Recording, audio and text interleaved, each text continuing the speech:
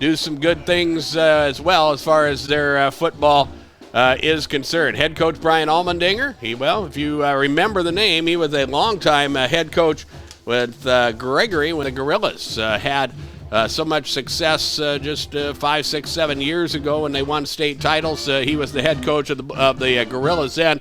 He is running this Milbank football program and starting to put things together over in the eastern part of the state. This is the pregame show brought to you by the folks at Potsdam State Farm Insurance. And as we work along here in the pregame, of course, we're getting down to the home stretch. Final week of the regular season for the 9-man schools, the 11B schools. Their playoff action starts next week. We'll talk about that. We'll talk about lots of other things. We talked to both head coaches as well as the wind did die down. Temperature in the low 50s, probably a 10, 15 mile an hour breeze. That is not what it has been the last few days, but it will definitely be a nice night for football here tonight and a very good crowd coming into Don Giese Field. And we're glad you're joining us for our coverage of regional high school football. The South Dakota Office of Highway Safety celebrates being part of the team, and they remind you to buckle up every trip and every time. Let's take a 3-minute break and return on KPLO. For over 100 years, State Farm Insurance has been there to help whenever you need them. The team at Potsdam State Farm is your Central South Dakota good neighbor. While technology may have changed, you can always expect top-notch customer service from Potsdam State Farm. They'll take care of all of your insurance and financial service needs, where good neighbor service is their continued priority. Potsdam State Farm Insurance, with offices in Pierre and Gregory. There's an app for everything, including high school sports from the stations of DRT Media Group. Download the DRT News app brought to you by the Golden Buffalo Casino from the App Store or Google Play. It takes only a moment, so you'll have it in time for this game. See live and archived video of all games. And when you select your favorite station during the live stream, the video will immediately pop up. See Central South Dakota high school sports on your phone or mobile device with the DRG News app brought to you by the Golden Buffalo Casino. Download it now at the App Store or Google Play. First Dakota is giving away new Ford F-150s to celebrate 150 years as a South Dakota bank. We owe it to the countless customers who have trusted us with their banking since 1872. And we want to say thanks by giving back. Click the banner to nominate someone you know to win a new Ford pickup, or go to firstdakota.com/150. First Dakota National Bank, member FDIC. Hi, this is John at Car Swap Chrysler Jeep Dodge Ram here in Chamberlain, South Dakota. We're having a huge truck blowout sale. $4,500 off of any new truck on our lot, or $6,000 off of any ordered unit. Now that includes all rebates, including trade assist and finance. Only here at Car Swap Chrysler Jeep Dodge Ram, Chamberlain. CarswapChrysler.com. One thing I don't miss about football, the workouts. Hi folks, this is RF Bowie, the owner of the Gus Stops and Bowie Foods. I have a lot of great memories playing football for the St. Mary's Cardinals and BHSU Yellow Jackets. The legendary Green Bay Packers coach Vince Lombardi said, "If you cheat on the practice field, you'll cheat in the game. If you cheat in the game, you'll cheat the rest of your life. Always give your best and good luck from Gus Stop Convenience Stores and Bowie Foods, where you'll spend less and eat better." Access Health Chamberlain welcomes new and established patients, offering chronic and acute care for all ages, including evaluation for illness and injuries, immunizations, lab testing, wellness exams, and DOT and sports physicals. Same-day appointments are available, and most major insurances are accepted. Good luck this season, athletes, from Access Health Chamberlain, assuring access to quality health care.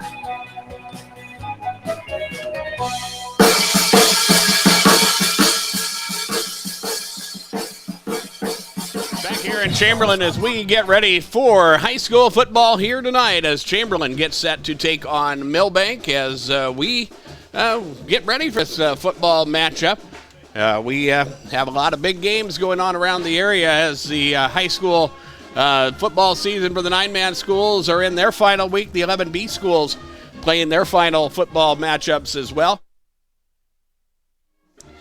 Here are just some of the games going on around the area. Platte Geddes is at Canastota tonight. Bennett County hosts Kimball White Lake. The Coyotes trying to crack their way into the 9AA playoffs.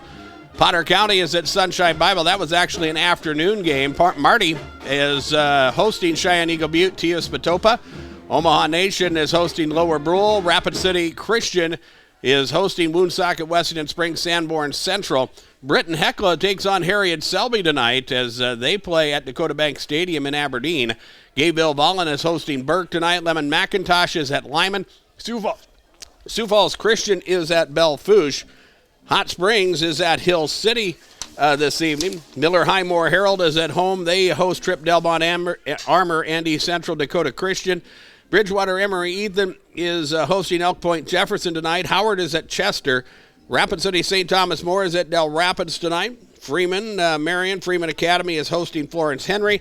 Gregory hosting Bonham tonight. Colombe is on the road at Hanson. Big game up at Hollister Field in Pierre. The Pierre Governors taking on T-Area, the two top teams in 11 AA. That's a 7 o'clock kickoff on River 92.7. Also available online at our website, drgnews.com. North Central is at Ipswich tonight. Falkton is at Leola Frederick. Parker is at McCook Central Montrose tonight. Winter at Mount Vernon Plankington, another big matchup in the 11B ranks. Northwestern hosting Warner. Stanley County is at home. They host Faith tonight. That is on 1060 KGFX this evening. Avon hosting Wolsey Wessington tonight. And also Mobridge Pollock is on the road, or actually at home hosting Groton. Tri-Valley is hosting Wagner tonight. West Central hosting Lennox. Phillip is at White River. The Scotties trying to solidify their position in the 9A playoffs. Kadoka area is on the road at New Underwood. Just a smattering of the games going on around central South Dakota. We'll try to update scores of those games as we go through the broadcast here tonight.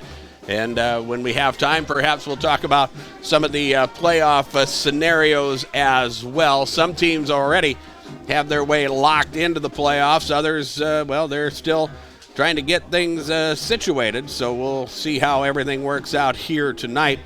Playoff pairings probably will not be set until sometime earlier this week. We had the opportunity earlier to talk to both head coaches. Our Keys to Success segment brought to you by the folks at May Adam. And up first, we talked to Jeff Rademacher, head coach of the Chamberlain Cubs. Part one of our coaches interview, we talked to Jeff Rademacher, head coach of the Chamberlain Cubs. Coach, you said at 2-5. How it matched up against Del Rapids last week. They got a solid football team. Absolutely, man. They're so fast off the edges, and they're just quick, and they're well coached, and very well disciplined. So, we went over there and played the best we could. Build up some seeding points. You know where you're at now. You're going to need some help. You need to win out, and it starts here tonight against Milbank. And you can really you can really break it down. It's just one game at a time. That's how it is. Yeah, we can't focus on the future right now. We just got to focus on tonight, and we'll do what we can. Saw you a couple weeks ago at the Vermilion game, and I thought with the injury at your quarterback and how you had to kind of retool things a little bit this season, all in all, I think you've settled in to do some good things. You're probably running a little more than you planned on, but you're running the ball pretty well. Yeah, that's definitely true. And, when you got Noah Hutmaker as a fullback, and we got some big guys in the middle, and they're able to move the defensive line backwards, like what's what we want, and it's easy to run. And Sawyer's still throwing pretty good balls, and our guys are doing well. You have to, a situation with the kids that you have up front, especially that size, is going to be such a big thing. You work at it this year, you can build on it for next year too, but this is something you can really anchor a team around. Absolutely, and all these guys that are in my offensive line, they're all juniors or younger, so they're all coming back next year, so we're kind of excited, and they're doing a good job. This Milbank Ball Club wins have not come easy for them this year, but they're also a team that comes in and wants to do some things. They've got a good coach, and they're going to do some good things before the end of the year. Yeah, I think so too. They probably are thinking the same thing, that they come all this way. They didn't come this way to just kind of watch us play football. They're going to compete, that's for sure. And this is a ball club, just looking at their roster, a team that I think probably of anybody that you guys have played that I've seen, they match up with you size-wise. I think so too. They got some really big guys up front, and we just need to get quick off the ball and get in good position to make some plays. All right, should be a fun one. Thanks a lot. Thank you, appreciate it. Jeff Rademacher of the Chamberlain Cubs. That is part one of our Keys to Success. We'll have back with more after this on KPLO. May Adam Law Firm of Pierre offers superior legal representation. Clients can be assured their legal matter will be handled with expertise and the utmost professionalism. May Adam Law Firm's skilled South Dakota lawyers can take care of your family law, estate planning, real estate law, or personal injury. May Adam Law Firm is able to help you plan and prepare to make matters easy now and into the future too. Call 224-8803. May Adam Law Firm of Pierre, since 1881. Part two of our coaches interviewed, we talked to Brian Allmendinger, head coach of the Milbank Bulldogs. Coach, as you come down the home stretch of your season, you said it 1-6. It looks like you're working with a pretty young group of kids. Yeah, we graduated 19 seniors from last year and had a great year last year. Played for a state championship, but those guys, got a lot of the playing time last year. So we've had, some young guys, some freshmen, sophomores step in, and also, even a lot of the seniors and juniors who didn't maybe get on the field as much and don't have that experience. They really have been on the field a lot for us this year. So we've had a couple growing pains here and there. But this is a team that looks like, just looking at the roster, you have a lot of size, and when you have a lot of size, you can do some things with it.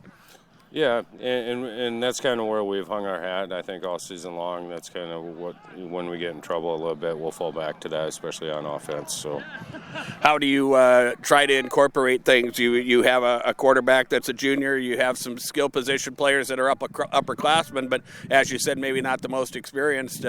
How do you approach things? Are you more in tune to run the football, or do you like to open it up a little bit? Actually, this year we've, as compared to even last year we were probably 80-20 run to pass. So I think we've evened up that percentage, and I've always enjoyed trying to get as close to 50% as you can, because I just feel like you get more, unpredictable and a little bit more, I don't know, dangerous, maybe not the right word, but more effective probably. So, we've been trying to balance it out. Our quarterback is throwing some good balls, and he's young, his first year starting, but we'll try to throw it a little bit and then, get it on the ground. Brian Allmendinger, head coach of the Milbank Bulldogs. Our keys to success from the folks at May Adam. Avera Orthopedics brings us our starting lineups for the Milbank Bulldogs. They will start at quarterback Garrett Mertens, a junior at 165 pounds. The running back Sawyer Gower, a 160-pound senior, and Barrett Schneck. Schneck is a 195-pound senior. They will employ 4 wide receivers. Jaden Johnson, one of them, a 155-pound junior. Braden Christensen, a 150-pound senior. Eli Johnson, a 195-pound senior.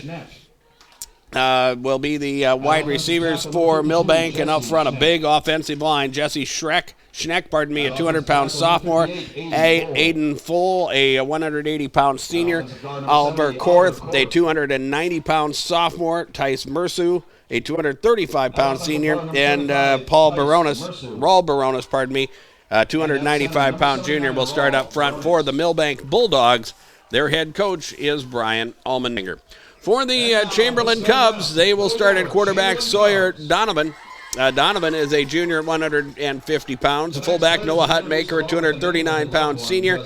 The running back Bryce Ryer, a 155-pound junior. The wideouts Devin Anderson, a 150-pound junior. Dusty Rose, a 180-pound sophomore. Levi Miller, a 159-pound junior. And out front, a big offensive line for Chamberlain. Albert Bora, a 250-pound junior. Raiden Hack, a 244-pound junior. Peyton Hora, a 250-pound junior. Canyon Burkhardt, a 305-pound junior. And Blaze Knipling, a 225-pound freshman. That will probably be the matchup to watch. These two teams with their big offensive and defensive lines matching up should make for a very interesting night of high school football here tonight. Chamberlain at 2-5 on the season under head coach Jeff Rademacher. Milbank 1-6 under head coach Brian Allmendinger. And again for Chamberlain, their scenario, they need to win here. They need to win on the road next week at Canton, and that will be their regular season finale. And then they need a little bit of help from other teams to earn themselves a spot in the playoffs, but for the Cubs, it starts here tonight. They need to take care of business against Milbank. This has been the pregame show brought to you by the folks at Pottsville State Farm Insurance. Stay with us during the postgame. We will have the KPLO Golden Buffalo big play of the game, and we will also have our big player of the game announcement. That will come from the folks at CHS River Plains. We will take a timeout and return. Kickoff is next on KPLO. You know that feeling? The feeling that things couldn't get any better? It's you at your best. Being your best means owning your health. It means not only meeting your goals, but crushing them and setting new ones. Partner with an Avera primary care provider. We are right here to help you create health goals so you can feel your best and move forward to your healthiest self. Learn more at avera.org/checkup. Avera, moving health forward. Attorney General Mark Vargo here, talking about sweepstakes scams. We all want to receive that call that says we've won a sweepstakes, and scammers know this. If you receive a call or an email saying you've won, but you need to pay taxes by placing money on a gift card or by mailing cash, it's a scam. It is illegal to ask for funds up front for taxes, tariffs, or customs. If you've been victimized by this scam, please reach out to my Consumer Protection Division at 800-300-1986. Imagine what it would look like if we didn't have companies to haul away our unwanted things. Just take a second to think about it. Not pretty, is it? Byrie Brothers in Chamberlain can and does clean up that picture. They're here to help with all of your disposal needs, whether it's weekly pickup of household trash or you have a special project that needs a large container. Byrie Brothers will help you with whatever you need done. Give them a call at 234-5771. Byrie Brothers in Chamberlain. Satisfaction guaranteed. Call them today. Chamberlain Ready Mix has been serving the Chamberlain area since 1952, providing outstanding customer service on any job. With 8 radio dispatch trucks, you can rest assured they'll have your concrete there on time when you need it. Chamberlain Ready Mix can handle any ready mix task with their concrete pumping service, whether it's delivery for a basement, road, or any other concrete need. For all of your ready mix needs, contact Chamberlain Ready Mix today, 734-5741, 734-5741. The right nutrition, animal health, and record management is key to having a profitable cattle program. That's why you want to work with the people at Farmco. They'll take the time to learn your operation and help you grow your business. They're your full-service agriculture provider of feed, seed, animal health, farm, and ranching equipment built on terrific service. Get to know Farmco in Chamberlain, Kimball, Platte, and Winter, proud supporters of high school athletes. Visit them online at farmcosd, PHARMCOSD.com.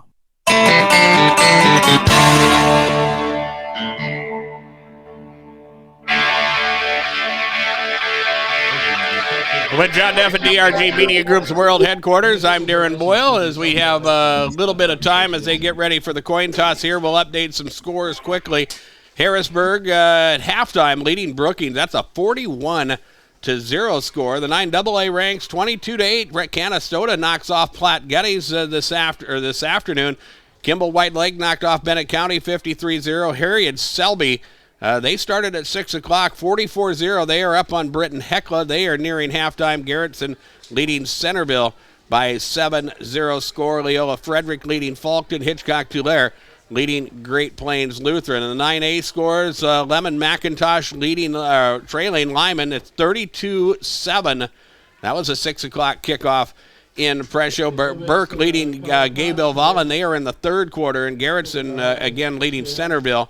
Those are games from the 9A ranks. 9B, Potter County knocks off Sunshine Bible. That is final 42-14, and we will update some other scores later on here. Alcester Hudson leading Irene Wakanda. They are early in the opening quarter. So with the coin toss, Chamberlain wins the toss. They elect to defer to the second half, and will kick off from north to south to get this football game underway.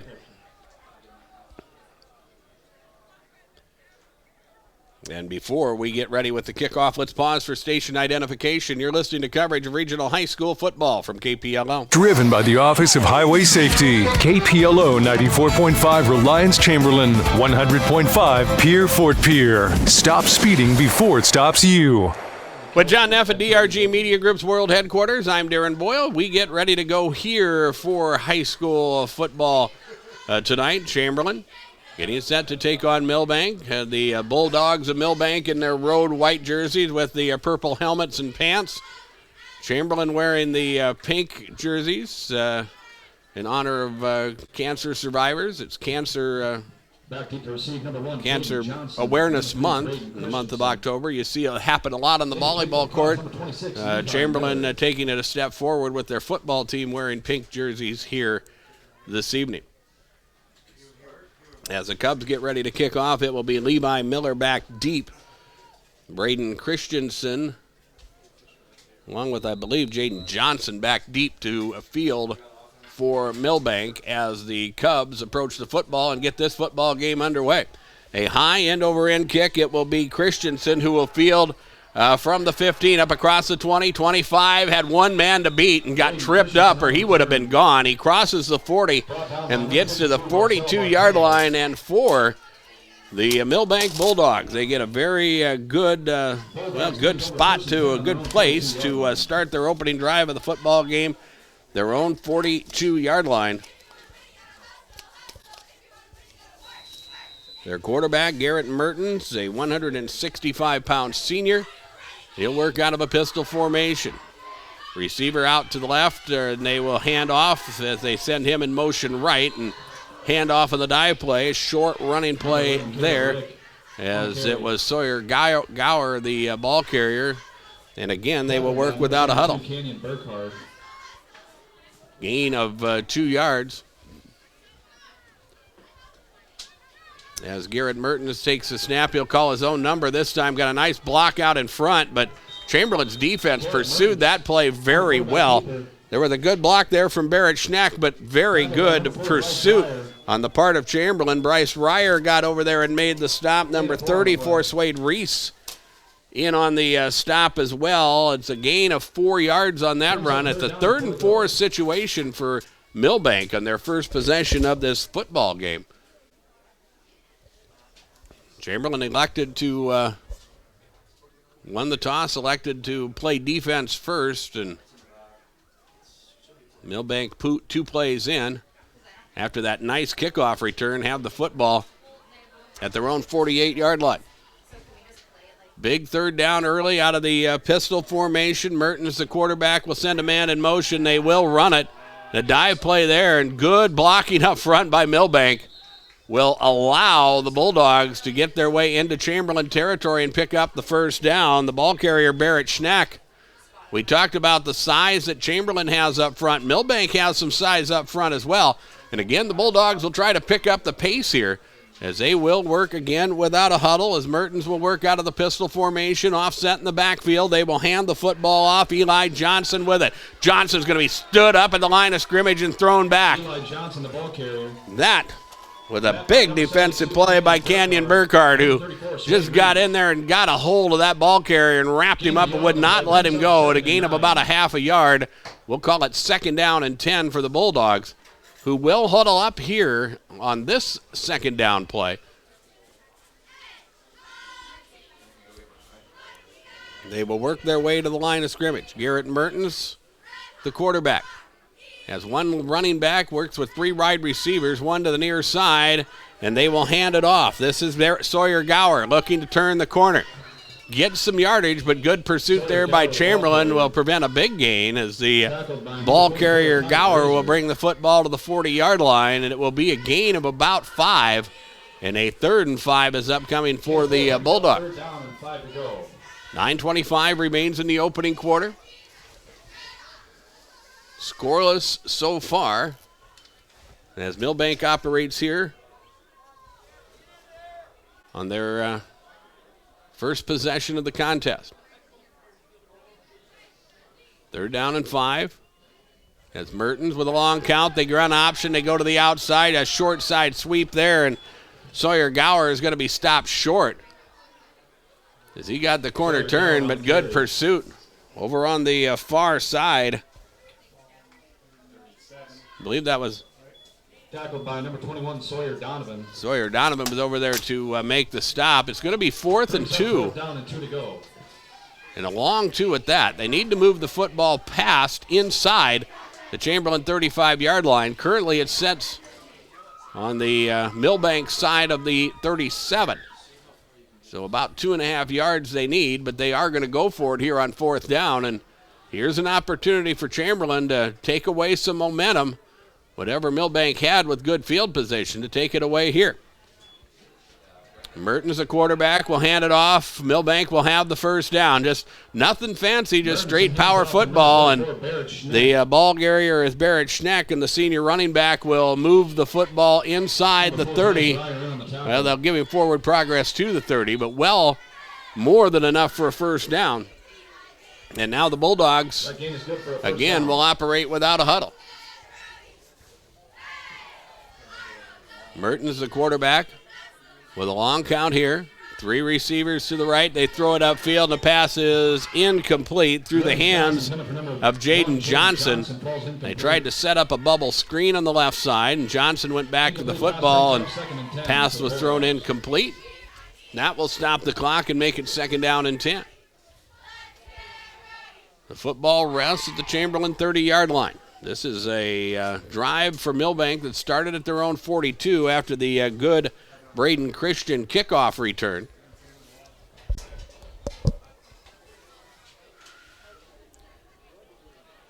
And now the Bulldogs, who just attempted their first pass of the night, it was incomplete. And it will bring up 2nd down. Here is a running play. The ball carrier is Eli Johnson, and Johnson will get inside the 30. He'll get to the 25, and he's going to be pushed back. They will actually, they're going to give him forward progress to just the 27. Met by number 4, Bryce Ryder, with help from number 6, Devin Anderson. And he did not get a very good spot there, and there's going to be a penalty marker down. There's going to be a penalty against Milbank, and that's a penalty that Chamberlain will surely accept. They got the ball to the 25, but the penalty occurred, and that's why the side judge came in and marked it at the 30 or at the 27, because that's where the penalty occurred. So they go 10 yards from the spot of the foul, move the football back to the 37, and it will be 2nd down, 17 to go for Milbank, who break their huddle and crisply will work their way to the line of scrimmage. All of them looking at the wristbands from the play call from head coach Brian Allmendinger. Jaden Johnson will go in motion right. Back to pass Mertens. Rolls to his right. Fires it upfield, and the pass is incomplete. Eli Johnson, the intended receiver. Pass thrown downfield. It was a well-thrown ball, but a little bit to the outside, and Johnson couldn't hang on to it. I think he was close to being out of bounds anyway. An incomplete pass there will make it 3rd and 17. As Chamberlain hopes to make the defensive stop here. The penalty helped, that 10-yard holding penalty. Moves the football back to the 37. They set the ball there. And for Milbank, they need to cross the Chamberlain 20 to move the sticks. We'll see what they do on 3rd down. That will make the decision of what they do on 4th down. From the left hash mark, the Bulldogs will look to go to work. The 6'2 junior Garrett Mertens takes the snap. Has time, steps up, slings it, passes tipped, and it's almost intercepted. It was tipped at the line of scrimmage. Mertens pass broken up in the line of scrimmage. There was Levi Miller, who could not bring it in. It was kind of spinning and awkwardly fluttering as it headed upfield, and Chamberlain had the opportunity there to pick up that football and force a turnover, but now they break up the pass play to make it 4th and long, and looks like we're going to see our first punt of the night. As Milbank will send Barrett Schneck back in punt formation. Chamberlain with a double safety. Back at the 5, Sawyer Donovan.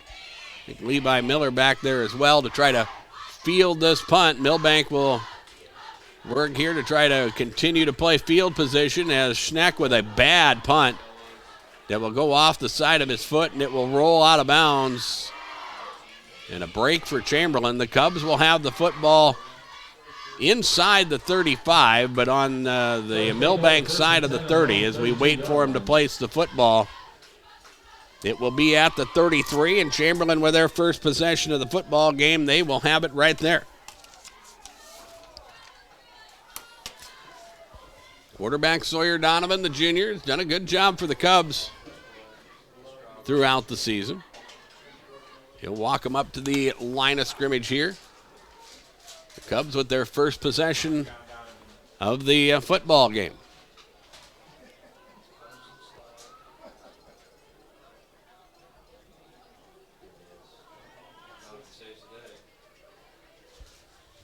For some reason, they're waiting for the football to be ready for play, and now we are, as Donovan will line up in a pistol formation. He'll take the snap, hand it off. Right up the middle, Bryce Ryer, the ball carrier. He gets across the 35. Crosses the 35, gets up to the 37, 8-yard line. Gain of 7 on the run. That will be a pickup of 6 yards on the play. Call it 7. It will bring up second down and 3. So both of these teams that we talked about, their big offensive lines have been their calling card. Both teams have run the football for the most part here early. And Milbank tried to start throwing the football is when they started having trouble. Handoff Ryer looking for running room. Gets a push from the offensive line. Ryer going to be close to the first down as he will move the football forward. He will be close to the first down marker, and that will be a first down as they move the football to the 43-yard line. They needed to get to the 42, so they pick up 4 yards on that second down run. And the Cubs will move the chains. From the left hash mark, again, they'll work. Under center is the quarterback, Donovan. He'll hand it off again. This is Ryer, and Bryce, the ball carrier, will get across the 42 and up to the, or across the 45, pardon me, and get the football to the 48-yard line. He'll pick up about 5 yards on that first down run. So Chamberlain has not thrown the football yet. They have had 4 running plays, or 3 running plays, and those plays have been successful as they have been able to control the line of scrimmage so far and able to move the chains. Milbank will show 5 at the line of scrimmage. Cubs will hand it off. It's Hutmaker, and he gets hit hard, and he loses the football. It is loose, and it is picked up by Milbank. Barrett Schneck will pick up the loose football. It will be a turnover for Chamberlain. But Hutmaker was hit hard there as the ball popped free. And from the Chamberlain 49-yard line, Milbank, with their second possession of the contest, will work out of the pistol formation. Man in motion, Eli Johnson from the near side. They hand it off. It is Schneck looking for running room. He'll spin out of tackles and work his way forward. Finally, brought down by Bryce Ryer in the defensive backfield. But Schneck, the ball carrier, will move the football to the 40-yard line. That'll be a 9-yard run on first down. And it'll be second down and short. The Bulldogs will work without a huddle. Again, it is Eli Johnson that goes in motion. They hand it off to Schneck. Stood up at the line of scrimmage. He'll spin out of that tackle. He'll fall forward and move the football to the 36-yard line. That'll be a first down. And so both of these teams, as we thought perhaps they might, have been very intent on running the football. Johnson to Schneck. Again, they run that same formation. They put Johnson in motion and then hand it off to Schneck, and Johnson just turns into an extra lead blocker, and they overload that right side of the offensive line. This time Chamberlain was there defensively and stopped Barrett Schneck for a short gain, so it'll bring up second down and 9. But after the Chamberlain fumble, the Bulldogs here working at the Chamberlain 34-yard line. This is the quarterback, Mertens. He'll keep it himself. Mertens gets to the 30, falls forward, tries to stretch out for extra yardage. He'll get his way to the 27-yard line. Call it the 28. Here's where they will mark it. It will turn out to be a gain of 7, and a 3rd down and 2 is upcoming. And this is when, if you're Milbank, you could sure work 4-down territory here. They have the football inside of Chamberlain's 30. They have 2 plays to try to pick up 2 yards and move the chains as we work our way to the 4-minute mark of this opening quarter. Scoreless so far. Second possession of the ball game for the Milbank Bulldogs. Slot left, receiver left, that is Johnson. They will send him in motion right. Schneck is the lone setback, and again they'll give him the rock. And he has stood up near that first down marker. We'll see what kind of spot he gets, and it looks like he should have it, but we'll wait for him to place the football. Again, Johnson in motion becomes that extra blocker.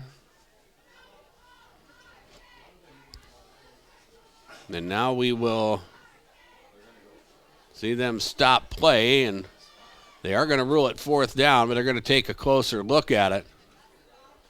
And now they are going to bring the chains out to measure. But with this, whether he is short or not, he has made it interesting enough for, definitely compels Milbank to try to go for it here on 4th down. They need just a couple inches to pick up the first down as they move the football from the far side to the right hash mark. And a big 4th down play is upcoming here. Chamberlain on their first possession lost the football at midfield. Milbank covered up the football at the Chamberlain 49. And this will be the 6th play of a drive that started from there. And it is 4th down and a couple inches. Mertens, the quarterback, will look under center. Chamberlain will stack the line, and Mertens will just find his favorite offensive lineman and just push behind him, and he will be able to move the chains as they get the football to the 21-yard line. So Milbank with another first down. Milbank first down. They'll have it 1st and 10 here with the football resting just outside the 21-yard line. Milbank, who, even when they have huddled up between plays, it's not spent a lot of time in the huddle. They spend a lot of time, the quarterback especially, looking at the offensive line. Handoff, running play here. This is Sawyer Gower, and Gower is going to be stood up. The Chamberlain defense makes a good stand on that play.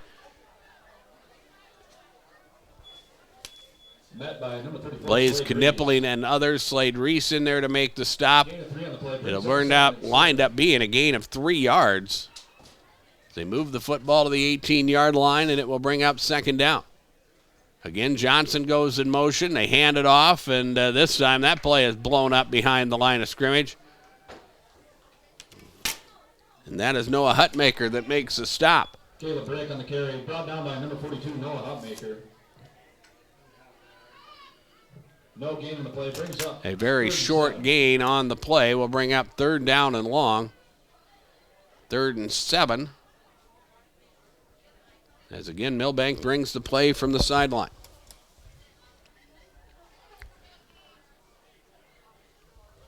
From the Chamberlain 17-yard line.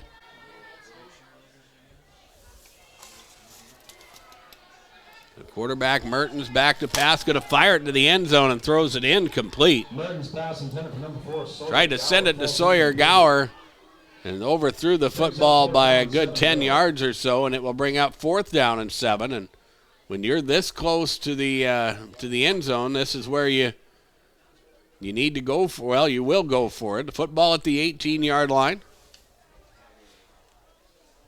The Bulldogs need to move the football to the Chamberlain, close to the Chamberlain 10, about the 11 to pick up the first down.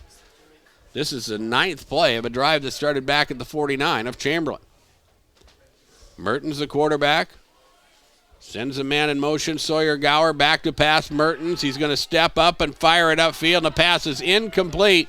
The Chamberlain defense was able to make a good stand there, and they will turn over Milbank on downs. And we remain scoreless with 2:08 remaining here in this opening quarter. Chamberlain will have the football back as they will place it at the 18-yard line. Cubs will have it first down and 10. Chamberlain was able to do some things with the run game. Noah Hutmaker got his bell rung as he was hit hard by the Milbank defense. That is why he coughed up the football. So the Cubs will operate here. The quarterback, Sawyer Donovan. Handoff, running play. This is Ryer, and Ryer will get up near the 20-yard line. Pickup of about 3 yards will bring up second down and 7. Brings up second down and 7 to go. As the play comes from the sideline. Sawyer Donovan hustles over, gets the call from head coach Jeff Rademacher, and hustles back to the line of scrimmage. Chamberlain crisply in and out of the huddle as they work their way to the line of scrimmage here. Second down and 7. Donovan again hands off. This is Ryer looking for running room. Ryer got a good block out front, and then Ryer is able to spring free. And he's close to that first down yardage, and it looks like he had enough, or does have enough, to pick up the first down as he gets the football just to the 28-yard line. He needed 7 and got 7. And that is enough for a first down for Chamberlain. The Cubs have the football first down and 10 as the clock works to the final minute of this opening quarter. A quarter that has been scoreless. Milbank with 2 possessions. Chamberlain working here, possession number 2 of the football game. An I formation offset in the backfield. Hutmaker is the fullback. They pitch it back to Ryer, who looks for running room, and he is brought down on a good open field tackle there by Milbank, as the tackle made by Ethan Owen, a freshman for this Milbank Bulldog squad. Number 34, Ethan Owen. It will be a gain of a yard, and it will bring up second down and 7. Second and 9. Second down and 9, pardon me. As the Cubs will get at least one more play off here before the end of the opening quarter. Donovan hands it off. Ryer once again. Ryer will break through that point of attack, and he was able to get into that second level. He'll cross the 35, and he will get to the 36-yard line, actually to the 39-yard line, but there is a penalty marker down, so let's sort that out. And the penalty flag rests at the 33-yard line. Looks like it's going to be against Chamberlain. A holding penalty. Number 71. Holding penalty against the Cubs. So they'll mark off 10 yards. We'll redo first down. And they will move the football back to the 23-yard line.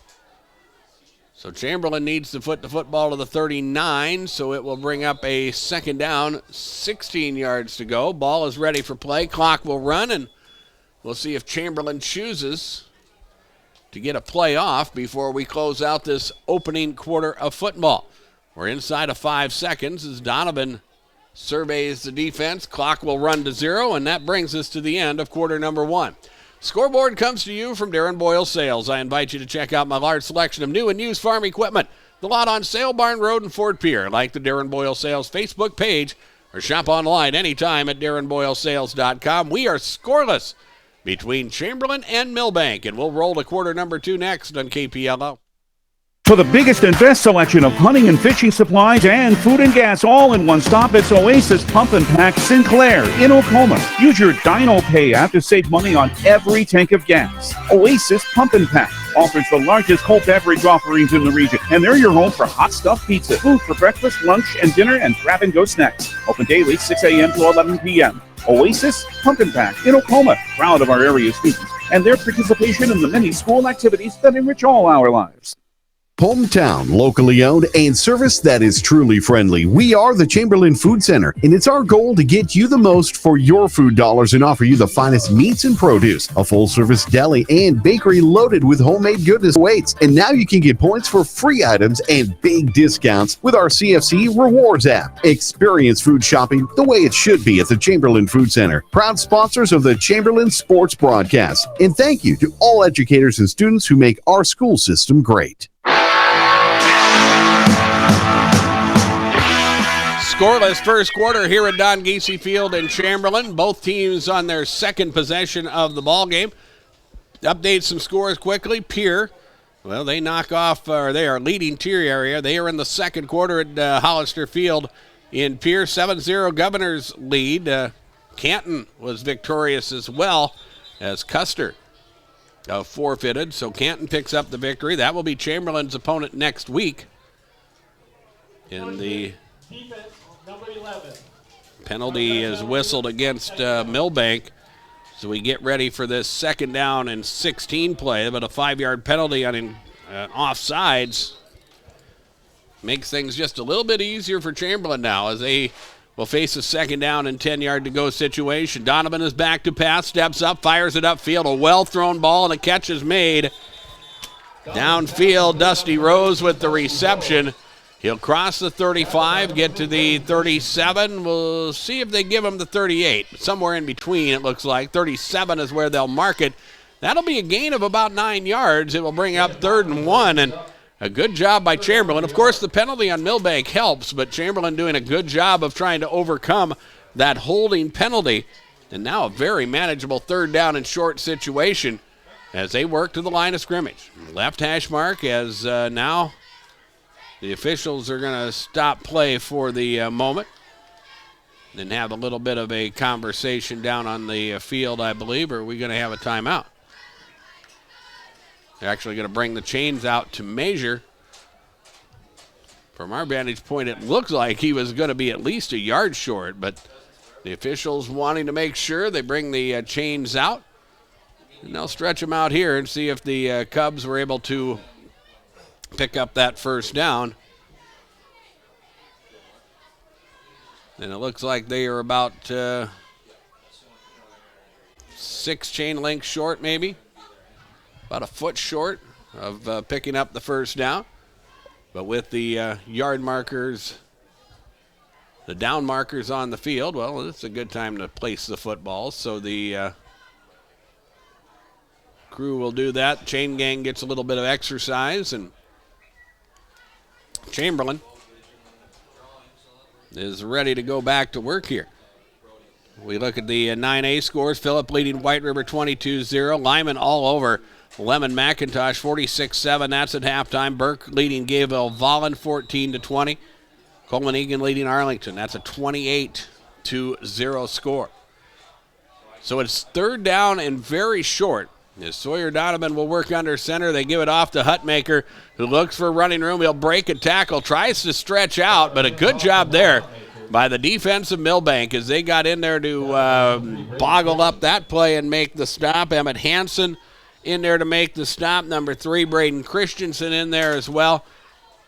And they will spot the football, and from our standpoint, it looks like he's short. They mark it at the 37-yard line, and that will be short of a first down, and it will be 4th down. This is an interesting spot if you're Chamberlain, as they will bring in personnel, and looks like they're going to try to punt the football away.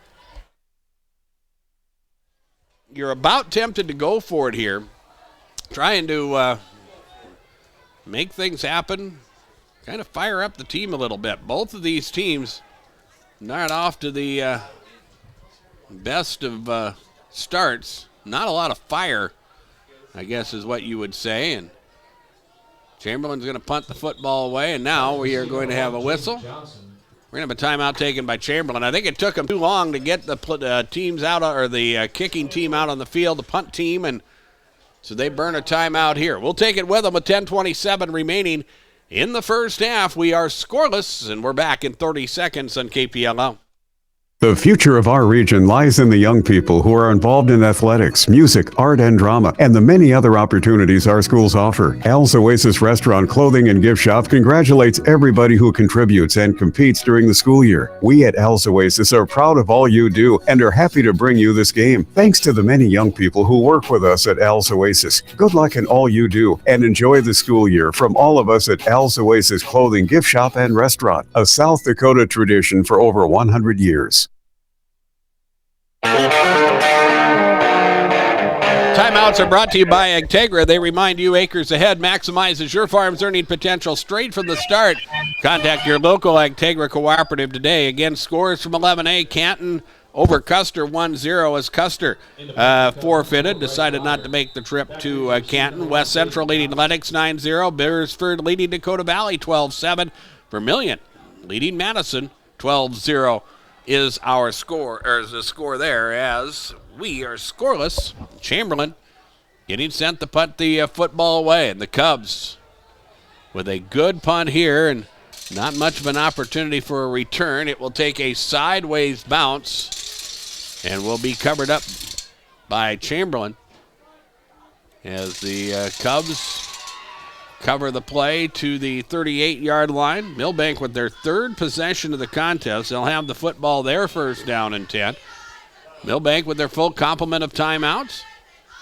Milbank has been crisp in and out of the huddle in the number of plays they have run, but they have not been able to get the football into the end zone, turned it over on downs in the last possession as they got it inside the Chamberlain 20. Garrett Mertens, the quarterback, hands off, and Chamberlain is there defensively. The ball carrier was not put to the ground, but he was held by Canyon Burkhardt and others. Slade Reese as well. Got it in there and blew that play up. No gain on the play. Will bring up second down and 10. And again, Milbank will have at it from the 38-yard line. Mertens, the quarterback, out of a pistol formation. Two receivers to the left. Now a man will come in motion. That is Sawyer Gower.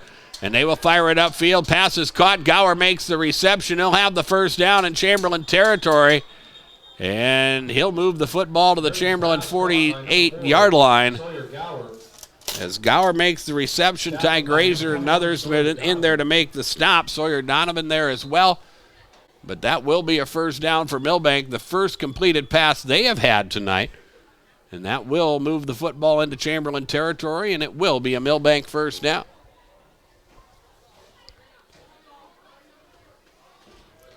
So Garrett Mertens gets the play from the sideline. All the players check the wristbands, and Mertens will operate at quarterback as he sends Hayden Johnson in motion to the left side of the formation. Back to pass is Mertens. He's under some pressure, but he's able to step away from it, and he's able to make something out of nothing. Mertens is tripped up, lost a shoe in the process, but is able to bring the football inside Chamberlain, well, to Chamberlain's 45-yard line. They'll give him forward progress to there. He was trapped behind the line of scrimmage, but was able to step up in the pocket and move forward and wound up picking up a couple yards on that play to make it second down. And we'll call it 8.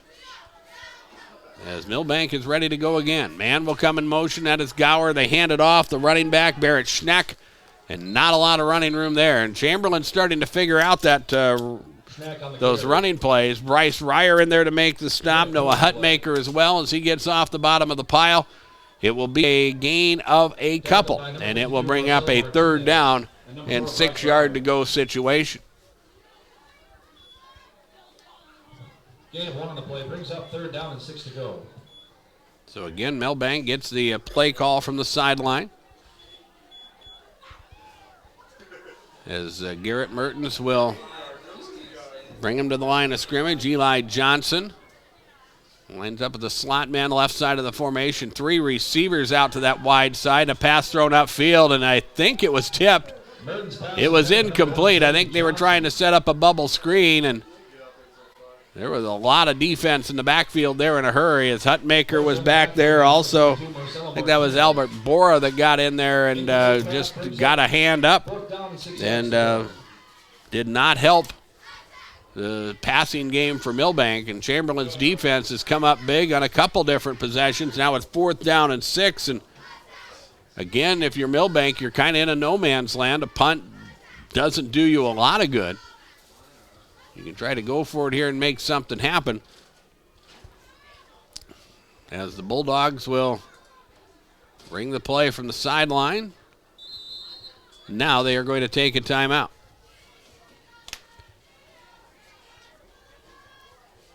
This will be a Milbank timeout, their first charge timeout of the ball game with 7:39 remaining in the first half. We are scoreless, and we are back in 30 seconds on KPLO.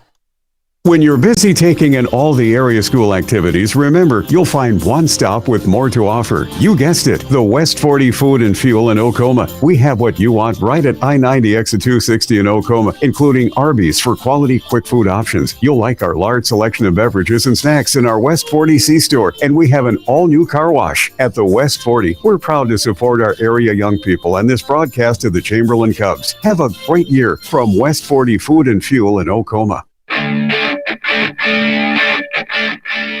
Timeouts are brought to you by Agtegra. Milbank takes the timeout. They decide to send in the punt team, and Chamberlain not back to field this punt as the Bulldogs, again with the punt, it goes wide and out of bounds, and way out of bounds as the officials are going to have to mark it here as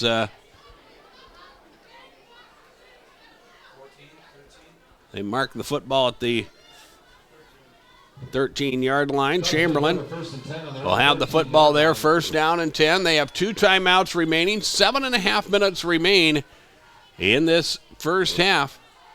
We will, unless something happens here, we will not have a lot to talk about except good play on the part of both defenses. Chamberlain with 1 penalty, Milbank with 2 penalties.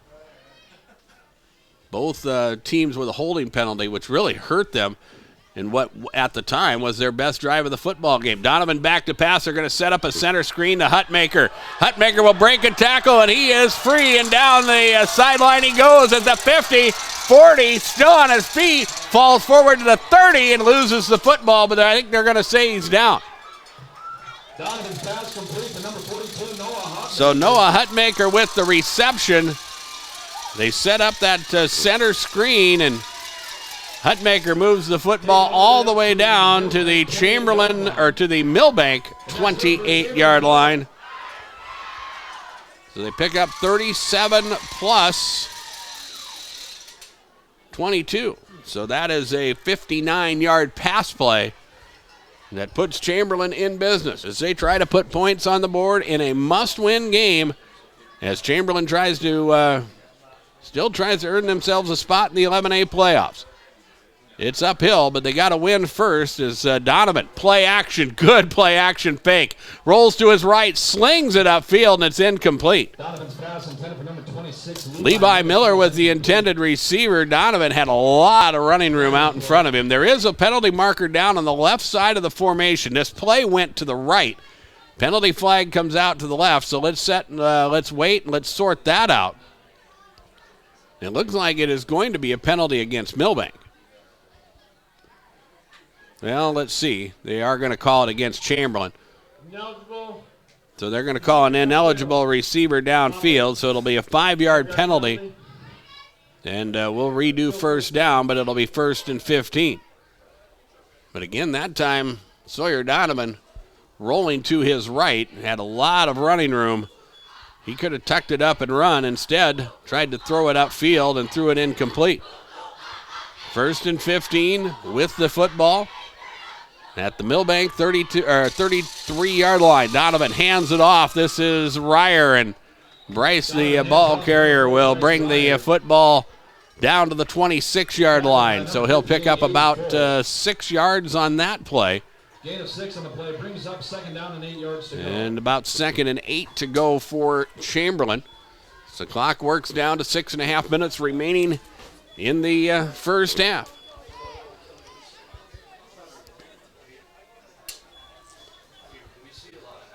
From the left hash mark, Donovan.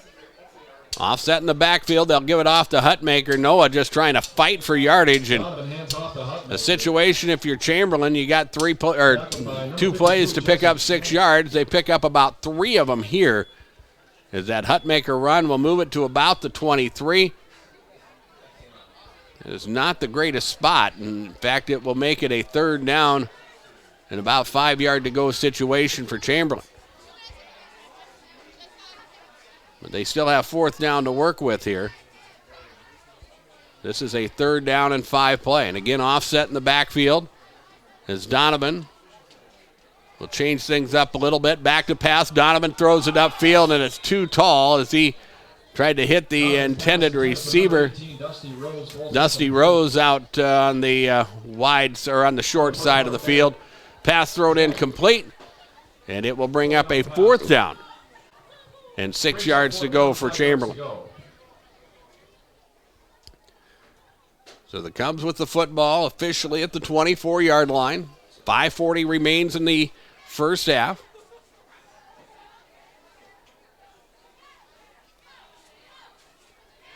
It is scoreless, and really neither team has threatened. I think Milbank got the football inside of Chamberlain's 20. This is Chamberlain's best drive so far. Back to pass. They throw it upfield, and the pass is incomplete. They tried to get it to Hutmaker on another screen, this time to the right side of the formation. The pass is thrown short and incomplete, and Milbank will turn over Chamberlain on downs. The Cubs had it at their own 13-yard line. Got it to the Milbank 23 and did not move it from there, and it will be Bulldog football. They will operate with 5:35 remaining in the first half. They have 2 timeouts left to use as well.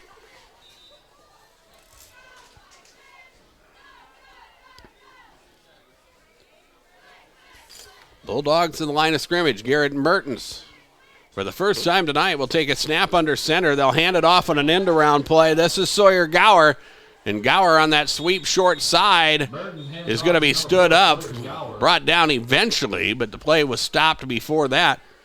Cubs with a good defensive play, chasing it down. Devin Anderson. Ty Grazier there to make the stop as well. They moved the football to the 30. That will turn out to be a 7-yard gain. We're going to have a holding penalty whistled against Milbank. So 10 yards from the spot of the foul, we'll move the football inside. Now this is actually a holding penalty that happened. This must have happened during the handoff very early in the play. So the spot of the foul was behind the line of scrimmage. So this is going to be a costly one for Milbank as they move the football back to the 13-yard line.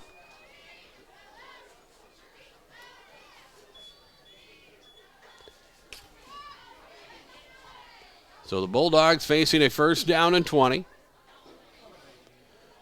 They work with the football from their own 13-yard line. As the quarterback, Mertens, will direct some traffic. He'll send a man in motion to the right side of the formation. Now a man will come back left. Back to pass, Mertens fires it upfield. It is caught, but for a short gain up to the 15-yard line. The reception made by Eli Johnson, but Chamberlain was right there on the tackle. Ty Grazier and others in there to make the stop. The ball carrier Johnson was out of bounds as well, so that stop, well, it does not stop the clock as we continue to roll to 4.5 minutes remaining in the quarter. But not a very big gain, a couple yards gained, so it's 2nd down and 18. Back to passes Mertens. Quick pass. They got the bubble screen set up. Chamberlain needs to make a tackle as Milbank is able to move it forward. Cubs had defenders there, but Milbank was shifty enough as Jaden Johnson was the man that made the catch. Chamberlain was there in position to make the stop, but Johnson was able to slip through and slip away from a couple would-be tacklers, and he moves the football up to the 31-yard line. They need to get to the 34, so it's 3rd down and 3. And a big opportunity here for the Chamberlain defense. Pass upfield, it is caught. Reception made upfield. Eli Johnson makes the catch.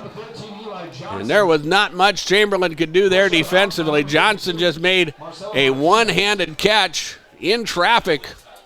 And that will move the chains for Milbank, and they will move the football into Chamberlain territory down to the 41-yard line. 3:38 remains as the clock stopped for a moment as they reset the chains. Ball is ready for play. Mertens is ready as well.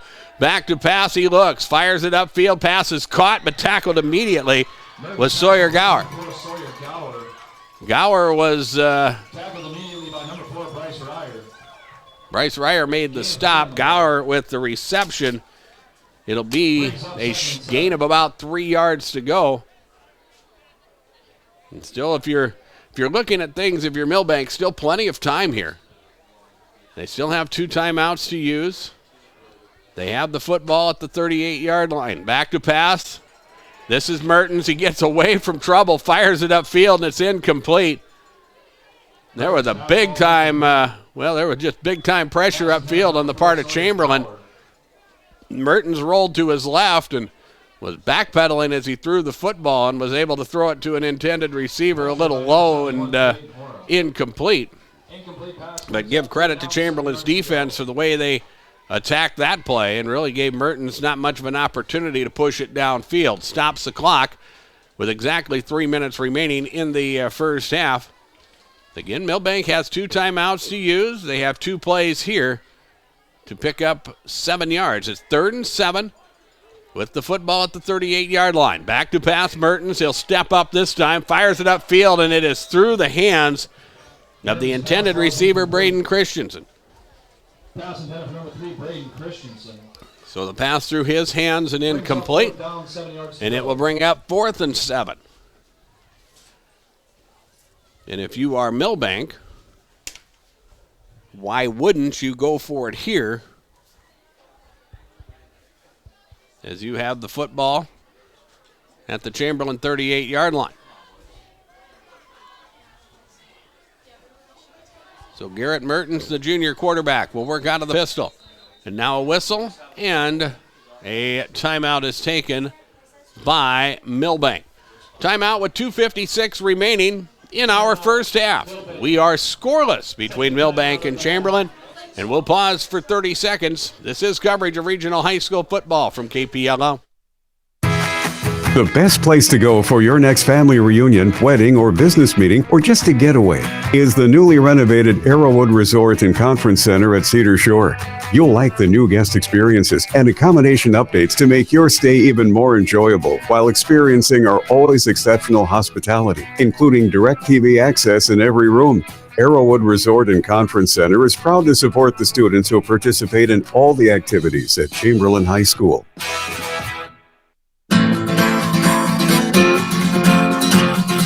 Timeouts are brought to you by Integra. Acres Ahead maximizes your farm's earning potential straight from the start. Contact your local Integra cooperative today as we have 2 minutes, 56 seconds remaining in the first half. Milbank just using their second timeout. They'll use all of their timeout here. 9B scores. Potter County defeats Sunshine Bible 42-14. Lyman leading Lemon McIntosh. At halftime, it's 46-7. Harriet Selby, the number 1 team in 9B, they take care of Britton Hecla 50-0. Here on 4th and 7, it is Mertens. He calls his own number, and he stops short. Good job by Noah Hutmaker.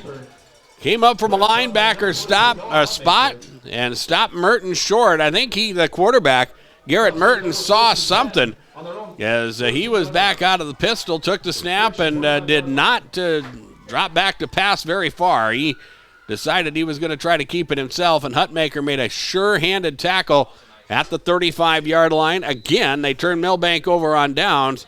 Chamberlain will have the football with 2 timeouts remaining as they have it at their own 35-yard line. Sawyer Donovan hands the football off, and it's Bryce Ryer, the ball carrier. Ryer moves the football forward and gets the football across the 40 up to the 42, about the 42-yard line. It'll be a pickup of 7, and it will bring up 2nd down. Chamberlain play coming in, and they will work their way to the line of scrimmage. Clock will continue to run. Keep in mind, Chamberlain has 2 timeouts remaining. To the near side, Dusty Rose is a wide out. Donovan back to pass. They throw it upfield quickly, trying to get the ball into the hands of Owen Engel. Jameson Konieczny falls incomplete. Brings up 3rd down, 3 yards to go. Pass incomplete, and it will bring up a 3rd down situation, stopping the clock with 2:18 remaining in the first half. Chamberlain working their way to the line of scrimmage. Again, 2 timeouts remain for Chamberlain here in the first half. Milbank defense, both teams' defenses have done a lot of good things here in this first half. A running play that is blown dead. As the handoff was to Bryce Ryer, but this play didn't happen. It's going to be a 5-yard penalty on Chamberlain, a false start. Their third penalty. They have been penalized for 20 yards in this first half. They move the football back to the 42-yard line. And it will be 3rd down and 8 to go for Chamberlain. And with Chamberlain trying to pass the football on their first couple plays of this drive, clock has been stopped, and Milbank might wind up with an opportunity to get the football back. Donovan back to pass, going to fire it upfield. The pass is thrown short and incomplete, as the intended receiver for Chamberlain, Devin Anderson. The pass is thrown short, incomplete, and it is 4th down and 8. Chamberlain looks to punt the football away. Milbank could possibly wind up here. Some pretty good field position as Jaden Johnson back deep to field, and Bryce Ryer getting sent to punt the football away for Chamberlain. Cubs need to get a good punt out of here. It's a good snap, and Ryer with a line drive punt. Johnson will step away from it, and then it takes kind of a sideways bounce. Chamberlain will cover it up and down it at the 43-yard line. Milbank, who will have the football to start the second half, will start their 5th possession of the contest from the 43-yard line. They have 1 timeout remaining, and 2:05 remains on the scoreboard clock here in this first half. Both teams have tried the running game. We've seen them especially later in the second quarter, really tried to throw the football a little bit more to mixed results. Chamberlain had that big pass play. That screen play to Hutmaker is what turned out to be about 50-some yards, and that was it turned over field position for the moment, but at the time. But for the most part, Milbank has controlled the field position. Sawyer Gower was the intended receiver in a pass play downfield. Garrett Mertens throws it wide and incomplete, and it will bring up 2nd down and 10. And an incomplete pass will stop the clock once again. The football rests at the Milbank 43-yard line. As the play comes in late, this is about as long as Milbank has spent in a huddle in any play of this first half. Out of the pistol is Mertens, back to pass, fires it upfield, and again throws it short and incomplete.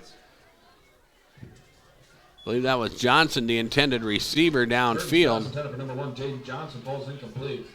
That will bring up a 3rd down for Chamberlain. It'll be 3rd down and 10. Levi Miller was there defensively for Chamberlain.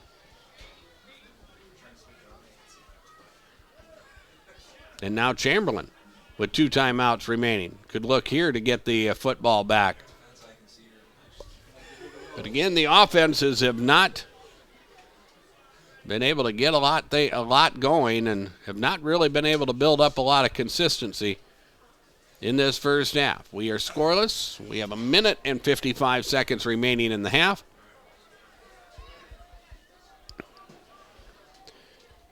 And here is quarterback Garrett Mertens. Again, out of the pistol, back to pass. Chamberlain will have some pressure upfield. Pass is thrown. It's incomplete, and a good defensive play by Chamberlain. Pass broken up by number 52, Marcelo Martinez. It's Marcelo Martinez that makes the defensive play, and that was a good one there. And that will force a 4th down and 10. And Chamberlain is going to get the football back. And Milbank has had their adventures in the punt game. Owen Tesh punting the football away, and his 2 punts so far have not been good. This time Tesh will get a good punt out of there. The fair catch called. It was not made, but Chamberlain will cover it up. Sawyer Donovan got on top of it. Covered up by number 21, Sawyer Donovan. And that will save the possession for Chamberlain. The Cubs will have it at their own 21-yard line, first down and 10. They have 2 timeouts remaining, and 1:43 remains on the clock here in this first half.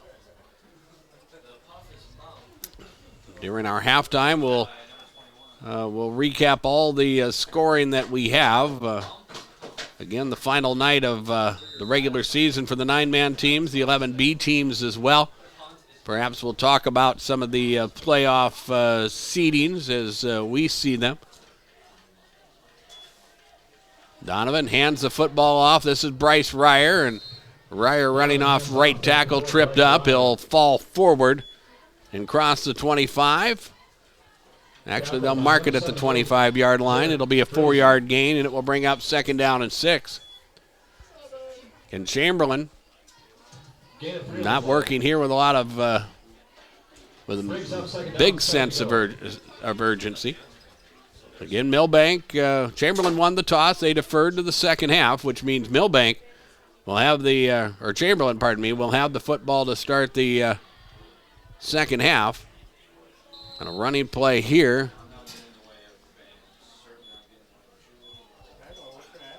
And again, it was Bryce Ryer, and he'll get the football to the 31-yard line, and that's going to be very close, maybe a half yard shy of the first down, but enough of short enough to where they do not bring out the chains for a measurement here. And now Chamberlain is going to take a timeout. Timeout with 35 seconds remaining in the first half. We are scoreless between Milbank and Chamberlain. Let's take a 30-second break and return on KPLO. It's harvest time, and C&B, your local John Deere dealer, is here to help you get in the field and keep you going all season long. As your partner in agriculture, you can turn to C&B to find new and used John Deere equipment, to find parts, or to schedule service and inspections on your equipment. Stop into C&B Chamberlain or visit DeereEquipment.com to view current inventory and learn about available discounts and promotions. That's DEERE equipment.com.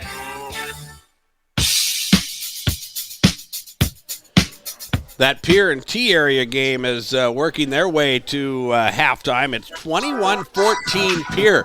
Matchup of the two top teams in Class 11 AA. Here it is scoreless between Chamberlain and Milbank with 35 seconds remaining in the first half. Cubs facing a third down and short as they hand it off. This is Noah Hutmaker, and he will break one tackle and then another. Still on his feet as he fights for yardage, and it's finally stood up at the 48-yard line. But that will be a first down, and it will be a pickup of about 17 yards for the big fella. And now a penalty comes out at the end of the play. So let's sort that out, but it looks like it's going to be a penalty against Chamberlain. It's going to be an unsportsmanlike against the Cubs. 71 on the offense. 15-yard penalty from the end of the run. It will be a first down, but it is going to be a 15-yard mark-off, so it may be a moot point here with just a few seconds remaining. First down.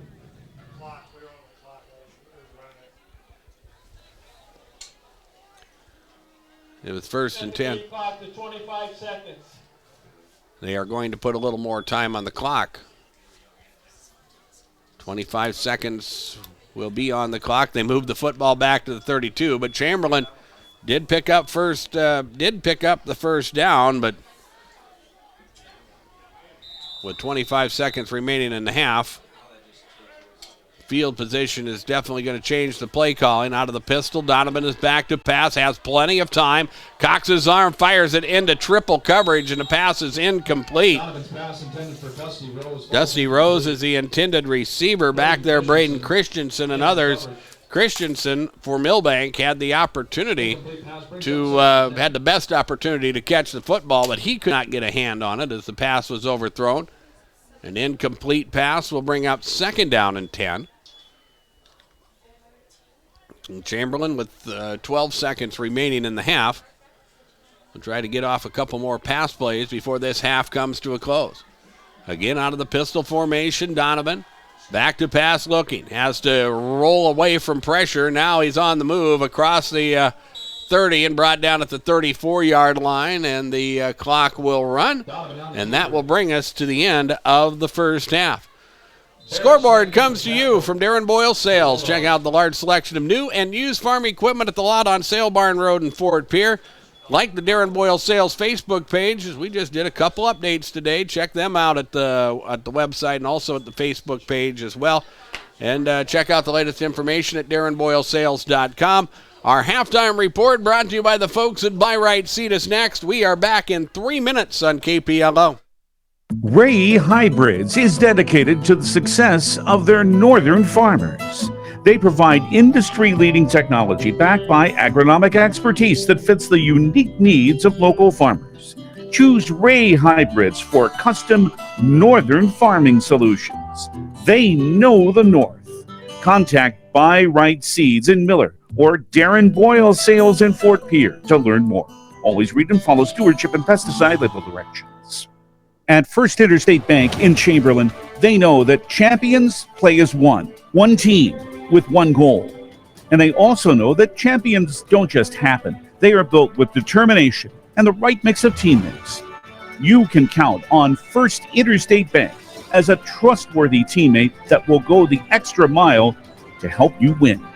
To learn more, visit First Interstate Bank in Chamberlain today. First Interstate Bank in Chamberlain, member FDIC. Wagner Auto Company, South Dakota's oldest auto dealer and peer, is your transportation headquarters in central South Dakota. With a great selection of new Buick, GMC, Chrysler, Dodge, Ram, and Jeep vehicles, and a large selection of quality pre-owned cars, trucks, and SUVs. View their entire inventory at WagnerAuto.com. Experience the Wagner Auto difference for yourself by letting them help you with your next set of wheels. Wagner Auto Company in Pierre. One place to go.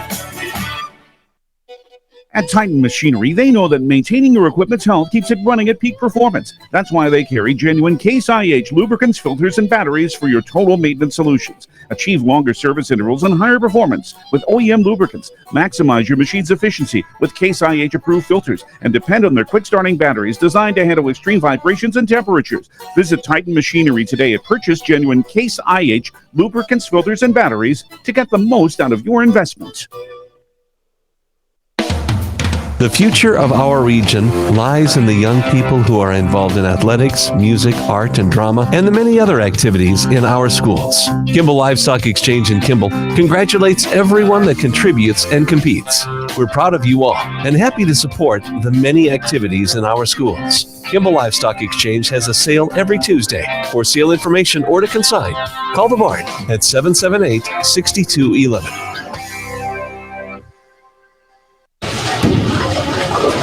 Jet Lanes invites you to stop in for some great food and great fun on the lanes. Challenge your friends to a match or just hang out and relax.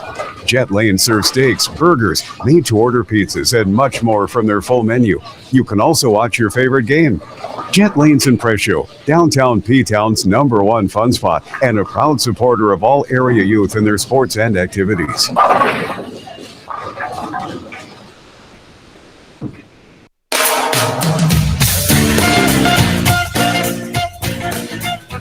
Back here at Don Giese Field in Chamberlain, we are at halftime of this 11A football matchup featuring the Chamberlain Cubs and Milbank Bulldogs. Both teams struggling offensively. Well, you could give credit to the defense of both teams for the job they have done, but neither team been able to generate a lot of offense so far, as we are scoreless here at the half. Milbank got the football first after Chamberlain won the toss and will have the football to start the second half. A good kickoff return gave Milbank the football at their own 42-yard line. They were able to move the football into Chamberlain territory before they turned it over on downs. Chamberlain got the football at their own 32 to start the second drive, or their first drive of the contest. They go 4 plays and punt the football away. Chamberlain, their best possession of the first half as they were running the football in their second possession of the ball game. They lost the football by a fumble. Milbank had it at the Chamberlain 49. We thought, well, the Bulldogs had been able to control field position throughout the at that point throughout the first half. Maybe they could do something with it, but they wind up turning the football over on downs. Both of these teams have bent. They've given up. Milbank has had, I think, one big pass play. Chamberlain has had a couple pass plays. For the most part, it has been pretty well kept to the vest as far as the running game is concerned. Neither team has been able to really break away with anything as we work here scoreless in the first half. Milbank, 3 penalties, 25 yards. Chamberlain, they have been penalized 4 times and have been penalized 4 times for 35 yards. 1 turnover in the contest, and that is a fumble by Chamberlain that, again, Milbank had the football in Chamberlain territory, but the Bulldogs were not able to do much with it as we work through the halftime here. As it is a scoreless first half of football, and we will have more as our halftime continues. Let's take a timeout. When we come back, we'll update scores and also talk about some of the playoffs as, again, the 11B schools, the 9-man schools finish up their regular season, and they will move into the playoffs next Thursday night. We'll talk about some of that as well as we work here at halftime. Scoreless between Milbank and Chamberlain. We're back in 3 minutes on KPLO. There's Thursday Night Lights and all of the weekend highlights, but nothing beats Monday nights with Monday Night Football on Venture High Def TV. You'll catch all the action this Monday, October 17th. Tune into ESPN Channel 21 as the Broncos head to Sophie Stadium and take on the Chargers at 7 p.m. Venture Communications, your home for ESPN and Monday Night Football. Call Venture Communications today for High Def TV service and more. 852-2224.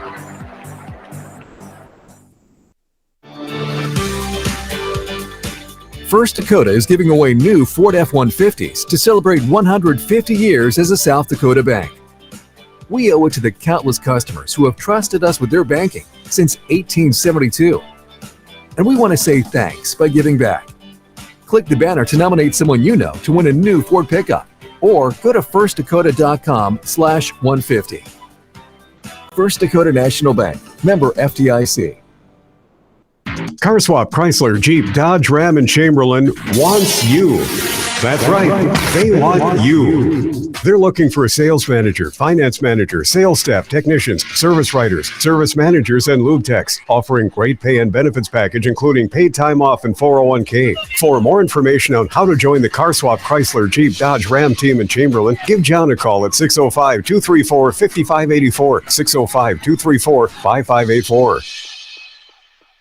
One thing I don't miss about football, the workouts. Hi, folks. This is RF Bowie, the owner of the Gus Stops and Bowie Foods. I have a lot of great memories playing football for the St. Mary's Cardinals and BHSU Yellow Jackets. The legendary Green Bay Packers coach, Vince Lombardi, said, "If you cheat on the practice field, you'll cheat in the game. If you cheat in the game, you'll cheat the rest of your life. Always give your best and good luck from Gus Stop Convenience Stores and Bowie Foods, where you'll spend less and eat better."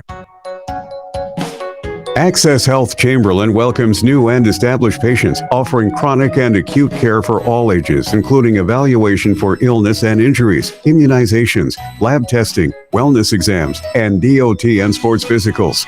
Same-day appointments are available, and most major insurances are accepted.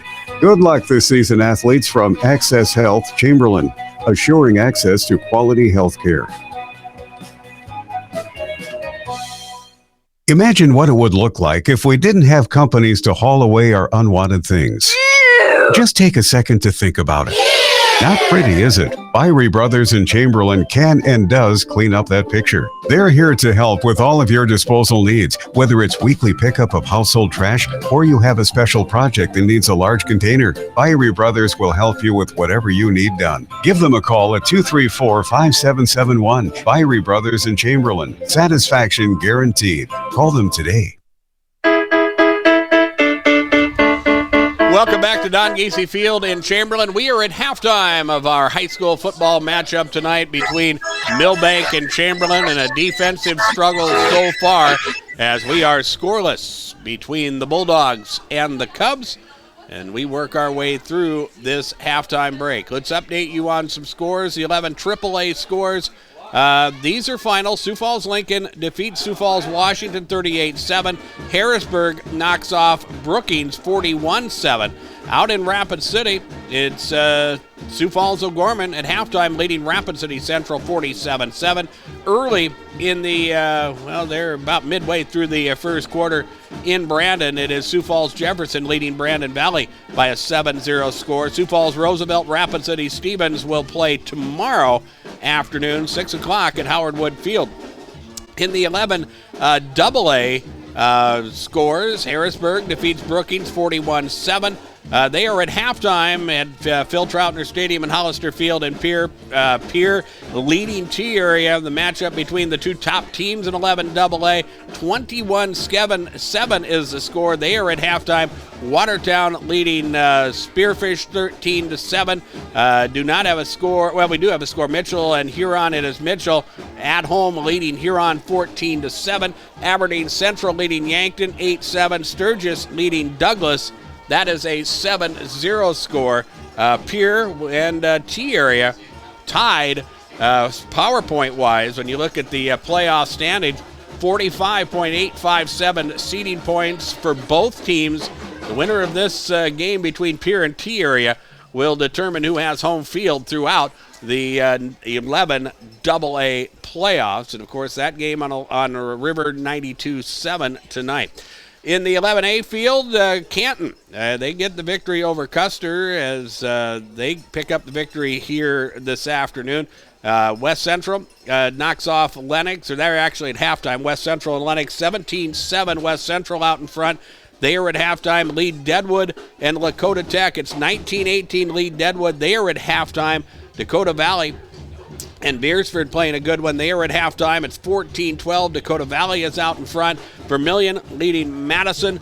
That is a 15-6 score. They are at halftime. Sioux Falls Christian leading Belle Fourche. That is out west. 48-0 score in that ball game.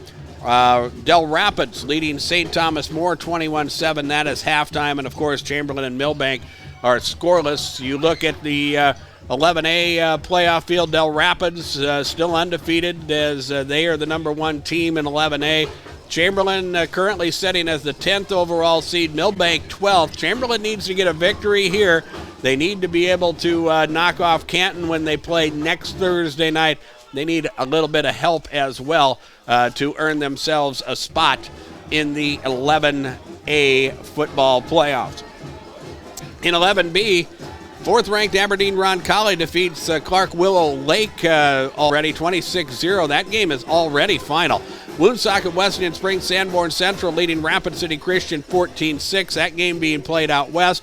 Mobridge Pollock, who needs to get a victory, and they need to play their way into the football playoffs. They lead Groton area 16-6. Tri-Valley leading Wagner 34-0. That is at halftime. Also at halftime, Elk Point Jefferson leading Bridgewater Emory Ethan 21-6. McCook Central Montrose leading Parker 25-0. And Winter leading Mount Vernon Planking. The matchup between the number 1 and number 3 ranked teams in 11B. It's Winter out in front 20-6. They are in the third quarter. And Trip Delmont Armor trailing Miller Highmore Herald. That is 21-10 as they work to the half there. Hot Springs leading Hill City 35-0. That is nearing halftime. And Sisseton leading Baltic. They are in the first quarter. That is a first quarter score, 14-6. The 11B playoffs winner. They are in the driver's seat, 7-0 on the season.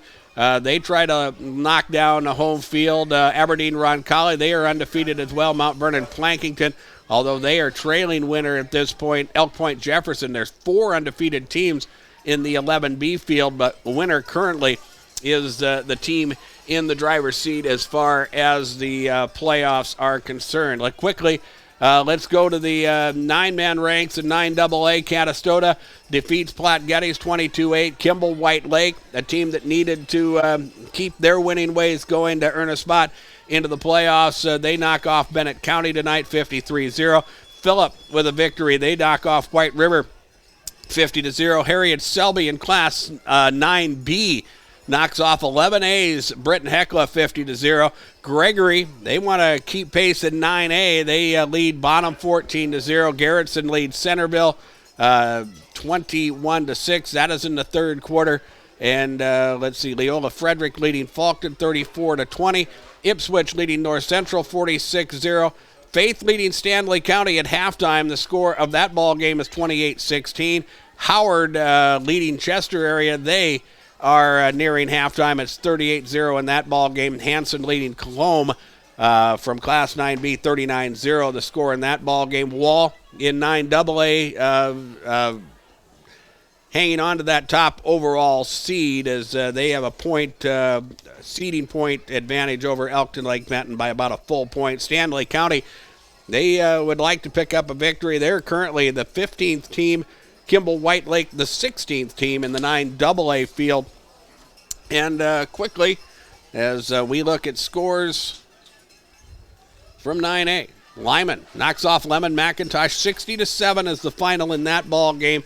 Lyman will finish their regular season 7-1, and they will be the number 2 overall seed in the 9A playoffs. Canastota knocks off Platte Geddes. We mentioned that 22-8.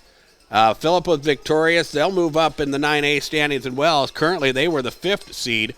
Burke knocks off Gayville Vollen 33-20. That will help Burke's chances. They were currently on the bubble for as far as the playoffs are concerned. Gregory out in front over Bonham. Also, Wolsey Wessington are leading Avon. They are nearing halftime. It's 27-0 in that ball game. The top seed in 9A. Or in 9B, that's Howard. They are leading Chester area 38-0. Warner, they are the top team in 9A, and they lead Northwestern by 49-0 score.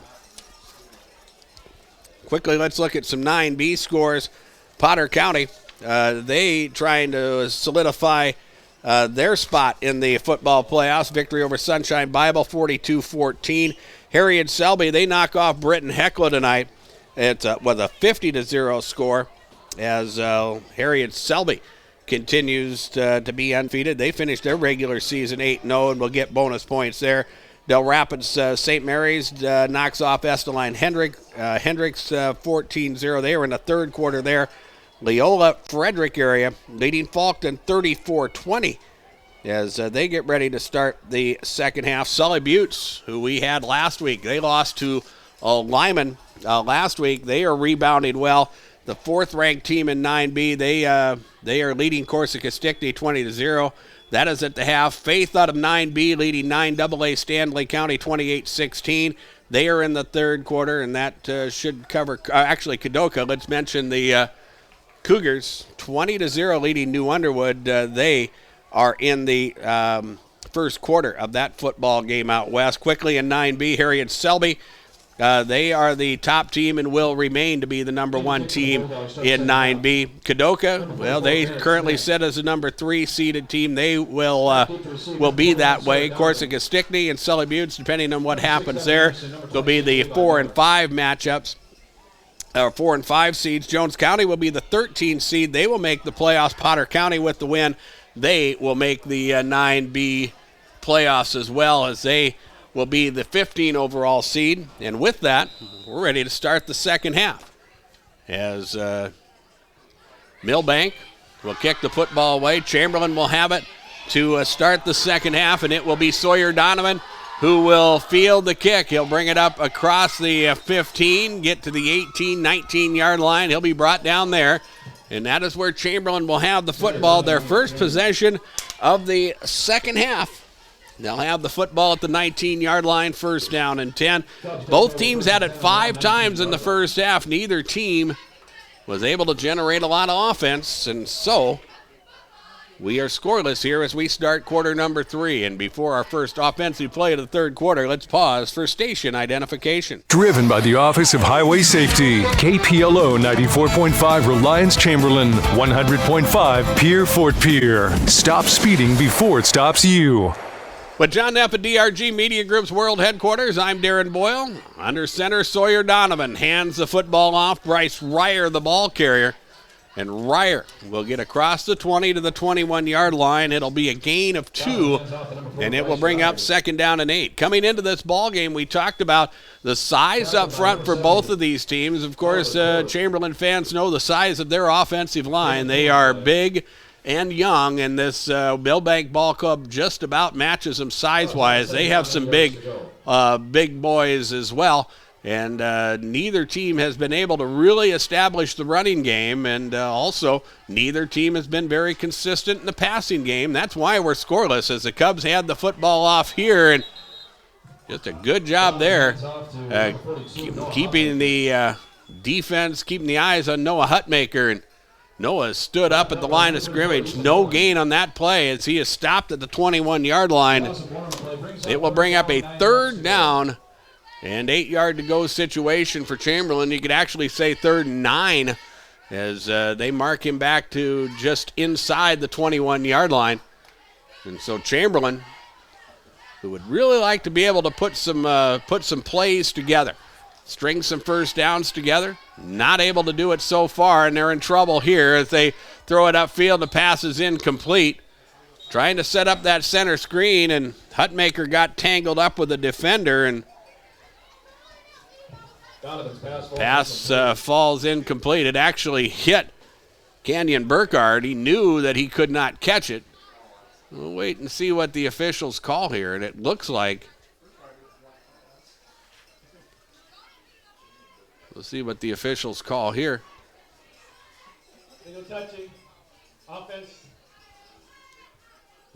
Kenyon could not have been the first person to touch the football, so they'll mark it off 5 yards. Well, actually, they're going to decline the penalty because it was going to bring up 4th down anyway. So they move the football back to the 20-yard line. And Milbank, who all in all, we should keep in mind, have been able to kind of control field position all night long. Bryce Ryer will punt the football away. Jaden Johnson, who had a nice kickoff return to start the football game, will be back to field this punt for Milbank, and he'll stand on the Chamberlain side of the midfield stripe. Good snap to Ryer. He'll get a good punt out of there, but it's returnable for Jaden Johnson. And Johnson on the move inside the 40, inside the 35, and he'll bring the football down to the 34-yard line, and that is where Milbank will start with the football in their first possession of the second half. 10-19 remains in the third quarter as we work scoreless. Of course, for Milbank, they picked up their first victory of the season. They set at 1-6. Their playoffs are tonight and next week as they close out their regular season. For Chamberlain, they need to win here. They need to win against Canton next Thursday night, and they also need some help to earn their way into the 11A playoffs. But so far, neither team has been able to put many points on the board. Here, a handoff, Sawyer Gower, and Gower, the ball carrier, will squirt free, pick up a couple yards. Pardon me.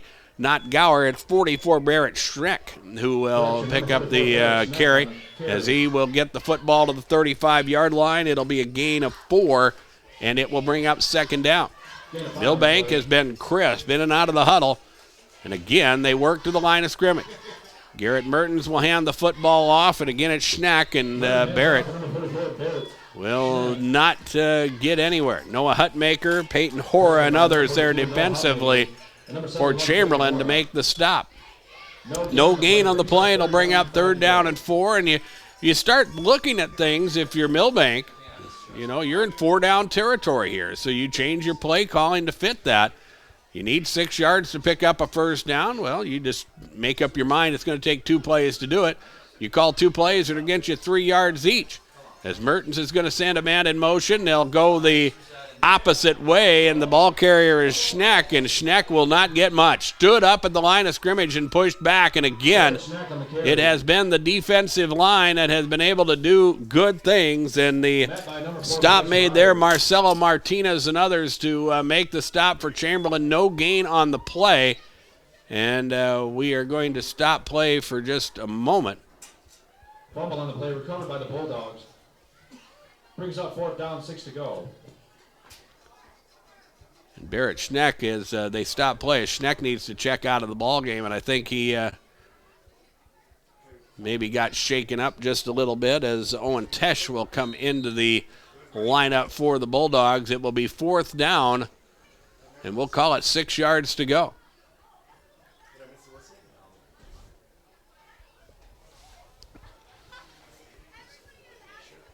And now more personnel changes for Milbank. And since they don't huddle, they still have plenty of time to get a play off here. The 10-second signal from the back judge as Mertens will call a count, send a man in motion, and roll to his right. Looks for a pass downfield, and it is caught. Tough catch in traffic as the reception was made, and getting into the end zone is Eli Johnson.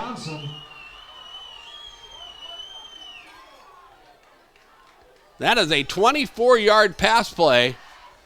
Eli Johnson from Garrett Mertens. Pass play is good for a Milbank touchdown. And Milbank is on the scoreboard with 7:53 remaining here in the third quarter.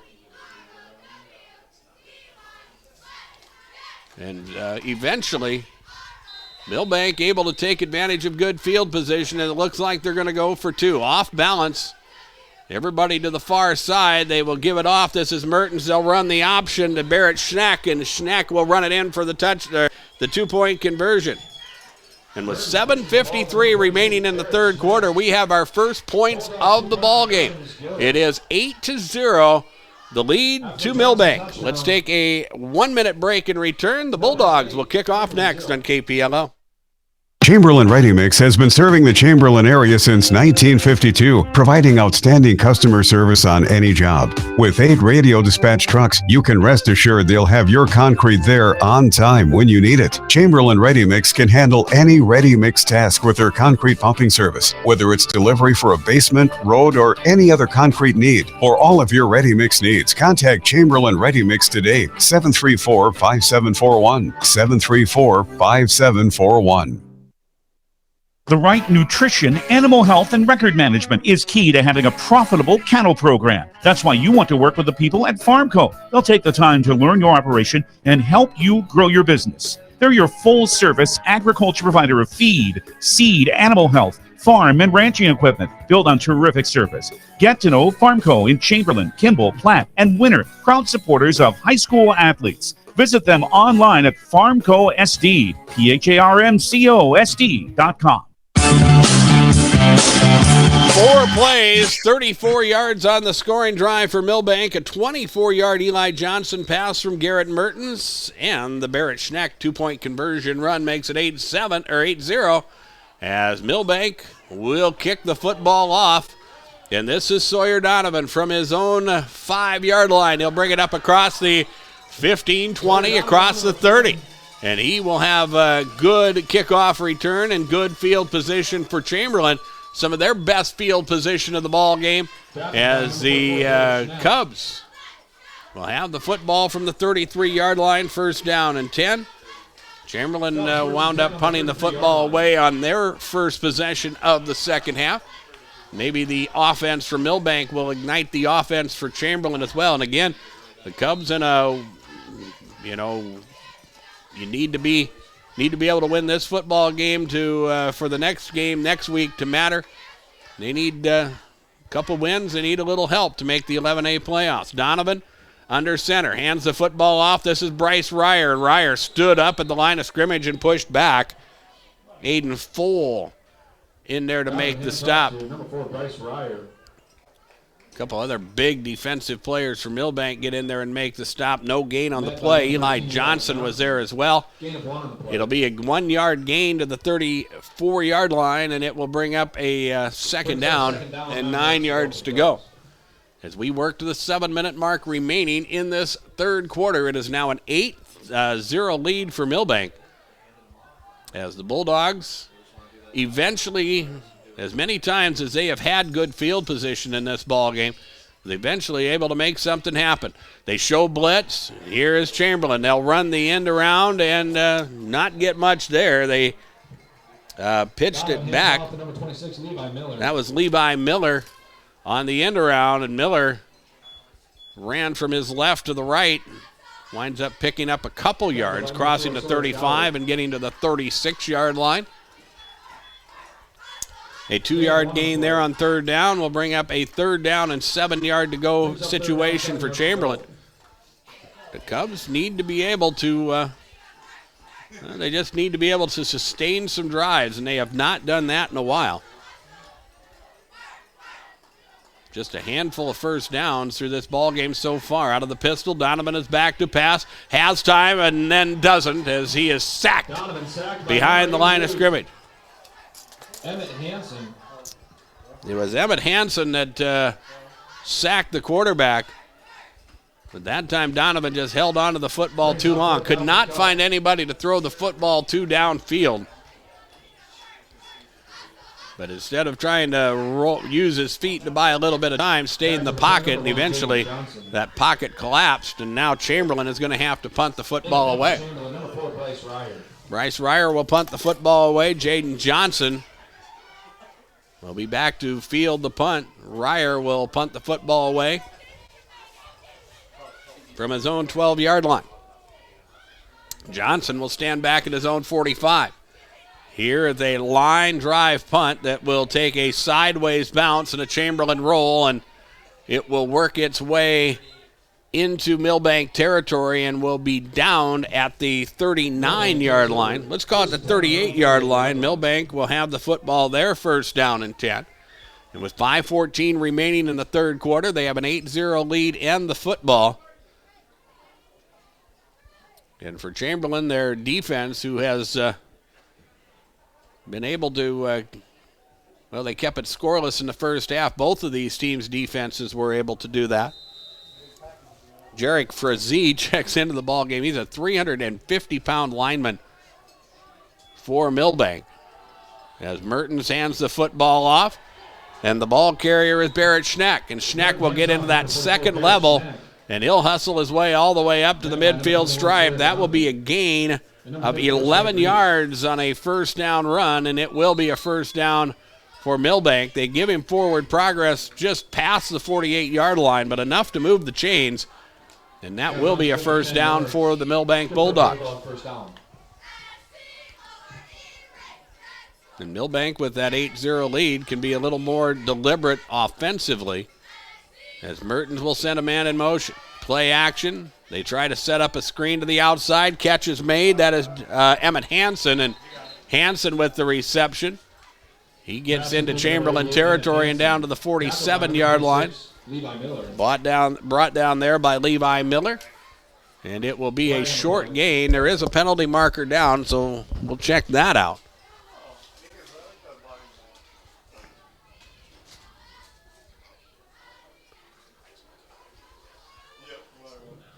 Personal foul, blindside block on the offense.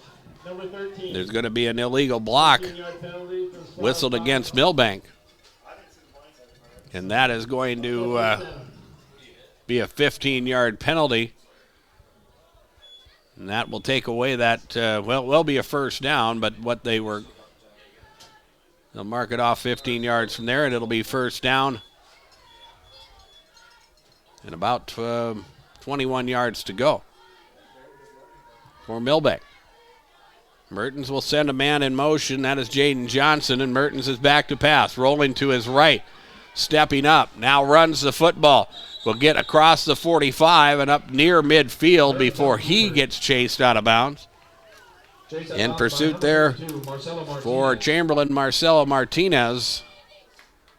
The run by Mertens will go to the 48-yard line.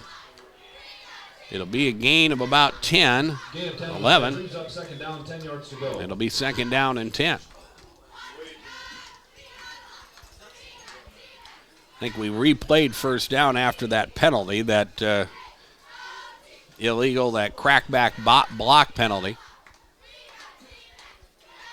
So now it is 2nd down and 10 as Milbank was able to pick up those 10 penalty yards back. Mertens again out of the pistol, looking left, fires it upfield, and the pass is incomplete. Levi Miller thought he had an interception, tried to sell it, but the official right on top of it said no, and an incomplete pass will make it 3rd down and 10. And that's the thing that neither team has really been able to do. They want to be able to pass the football. They do a lot of things with the running game that sets up things in their passing game, and they can pick up, have running plays, pick up a few yards here and there, but when they see the defense start to play the run, so now it's a good time to pass. They have not been able to consistently move the football upfield. Here's a pass with a bubble screen. Jaden Johnson with it. Johnson, the ball carrier, will get close to 1st down yardage, inside the 45 and down to the 44-yard line. He will be short of the 1st down on this 3rd down play, so it will be 4th down and about 2 yards to go. And Milbank, with personnel changes, it looks like they're going to punt the football away. And for Milbank, Owen Tesh, the sophomore, will stand back in punt formation. Levi Miller, Sawyer Donovan back deep to field. Tesh will receive the punt, and he gets a good punt off here that Levi Miller ran up to try to make a play on and then backed away from it. And it takes a sideways bounce and is downed, and Chamberlain has the football at the 16-yard line. They will have it there, 1st down and 10. 3:24 remains in the 3rd quarter. It is 8-0 after we played a scoreless first half. It is 8-0 now, Milbank. The Bulldogs scoring with 7:53 remaining in the 3rd quarter. 24-yard Eli Johnson pass from Garrett Mertens. It has been the difference in the ball game so far.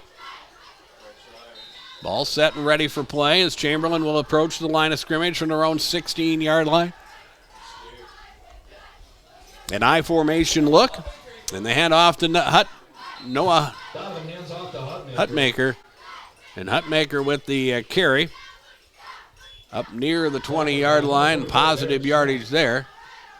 Gain of 2 on the play brings up 2nd down, 8 yards to go. They get the football to the 16-yard line. So a gain of 2 will make it 2nd down and 8 yards to go. Chamberlain just not able to muster much offense here tonight. Again, Sawyer Donovan will work under center. They hand it off. This is Hutmaker.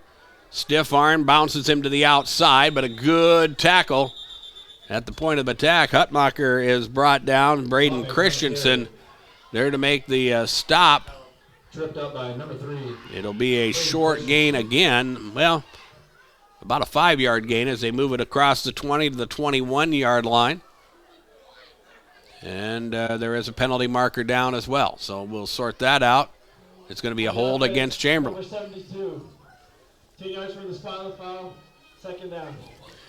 So a 10-yard penalty moves the football back to the 14-yard line. 13-yard line is where they mark it. We'll redo 2nd down, and it will be 2nd down and about 13 yards to go. They move it back to the 12-yard line officially. And it makes it just that much tougher for the Cubs. Donovan will take the snap. Quick pass upfield. It is caught. The reception made there. And over on the far side, Levi Miller with the reception. And he'll get some of the penalty yardage back as he moves the football out near the 15-yard line. 16-yard line is where they'll mark it. It turns out to be a gain of 3, and it will bring up about 3rd and 10.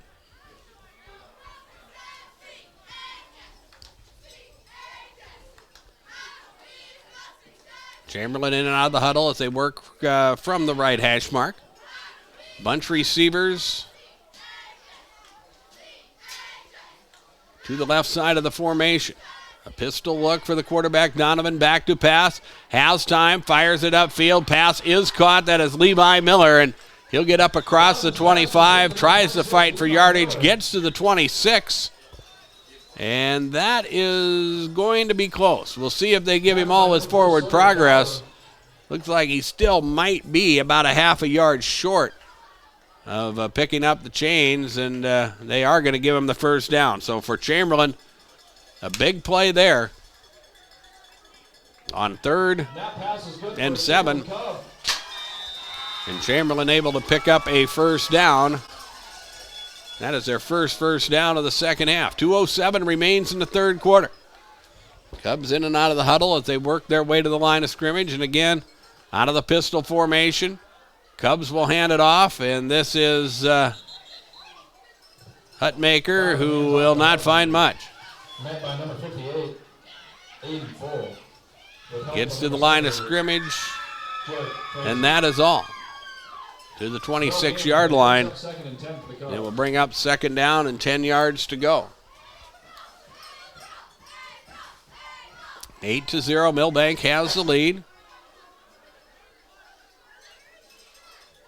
In what has been a defensive struggle here tonight at Don Giese Field. Donovan under center. Back, split in the backfield, handoff, Hutmaker. He'll break a tackle, and then another.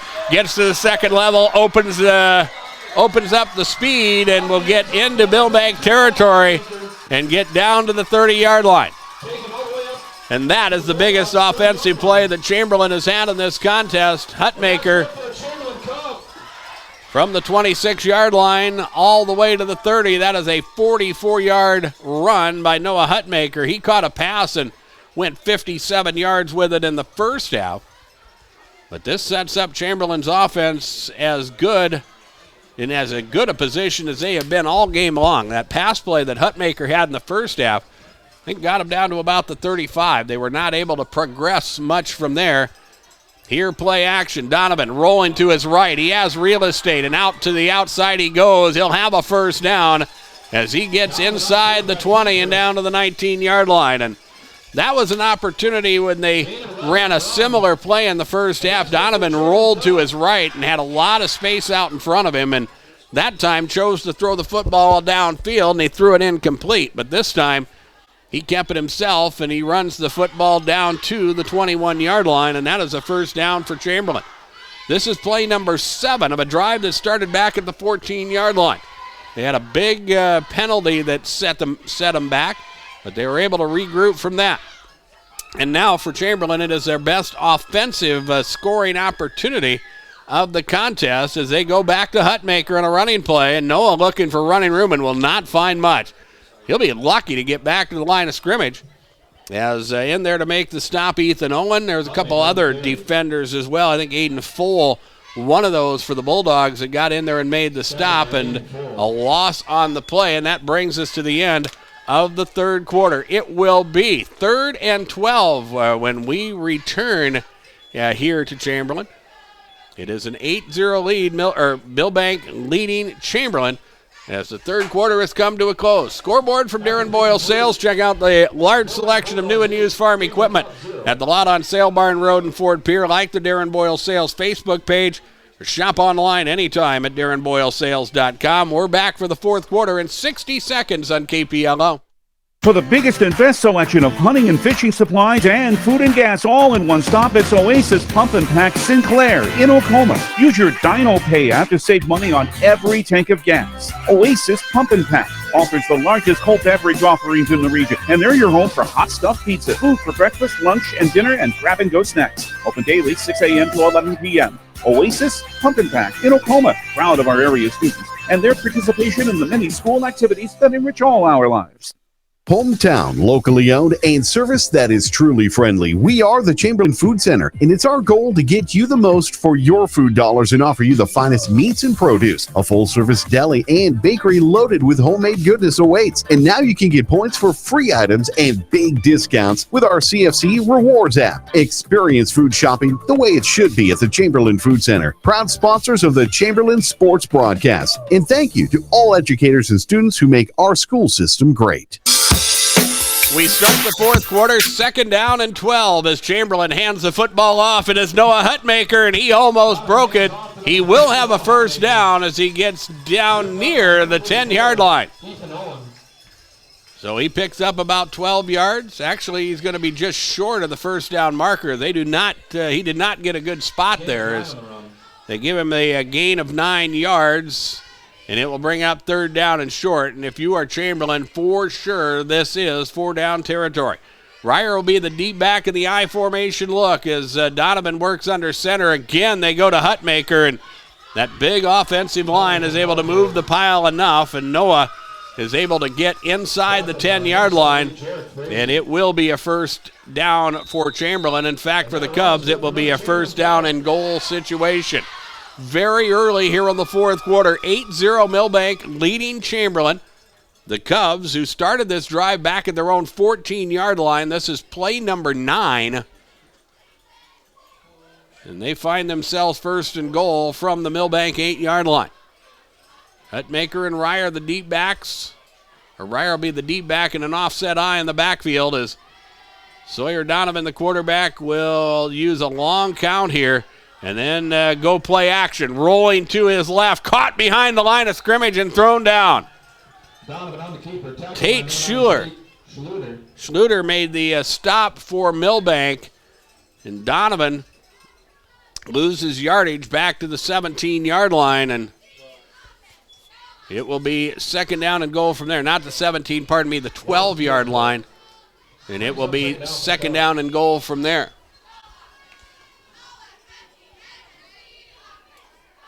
Donovan again brings the play in from the sideline as the Cubs face the 2nd down and goal situation from the 12-yard line. They will hand it off to Hutmaker again, and Hutmaker behind the offensive line trying to find his way, gets inside the 10 down to about the 6-yard line. Emmett Hansen and others there to make the stop for Milbank. It will be 3rd down and goal with the football at the 6-yard line. And again, if you're Chamberlain, this is 4-down territory. This has far and away is their best scoring opportunity that they have had all game long. It has been scoring opportunities, good field positions, been at a premium for both of these teams here tonight. Ryer alone in the backfield. Donovan will take the snap. He's got blockers out in front. Donovan fighting for yardage. And he is going to be in for a touchdown.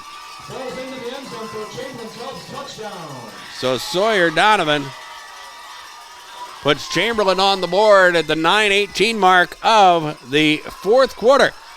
And it is an 8-6 score now, and a big 2-point conversion is upcoming here for Chamberlain. As Donovan brings in the play from the sideline, this will turn out to be an 11-play, 86-yard scoring drive that was just what the doctor ordered for Chamberlain. But they need to get 2 here to even things up. And they will hand it off. And this is Hutmaker, and he is in. Noah Hutmaker runs in the 2-point conversion, and they fire the cannon here at Don Giese Field. 9:18 remains fourth quarter. It is Milbank 8, Chamberlain 8. And the Cubs will kick off in 1 minute on KPLO. The future of our region lies in the young people who are involved in athletic, music, art, and drama, and the many other opportunities our schools offer. Al's Oasis Restaurant, Clothing, and Gift Shop congratulates everybody who contributes and competes during the school year. We at Al's Oasis are proud of all you do and are happy to bring you this game. Thanks to the many young people who work with us at Al's Oasis. Good luck in all you do and enjoy the school year from all of us at Al's Oasis Clothing, Gift Shop, and Restaurant, a South Dakota tradition for over 100 years.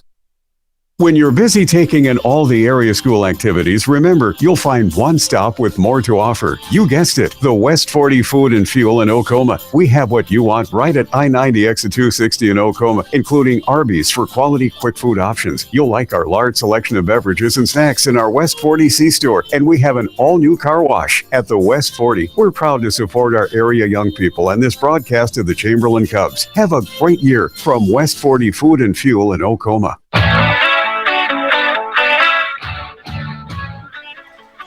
Chamberlain set to kick off, and it is a high end-over-end kick that will go out of bounds and will give Milbank the football 1st and 10 at their own 35-yard line. The scoring drive for Chamberlain, and we mentioned it was exactly what they needed. They go 86 yards in 11 plays, chew up a big chunk of the third quarter, score early in quarter number 4.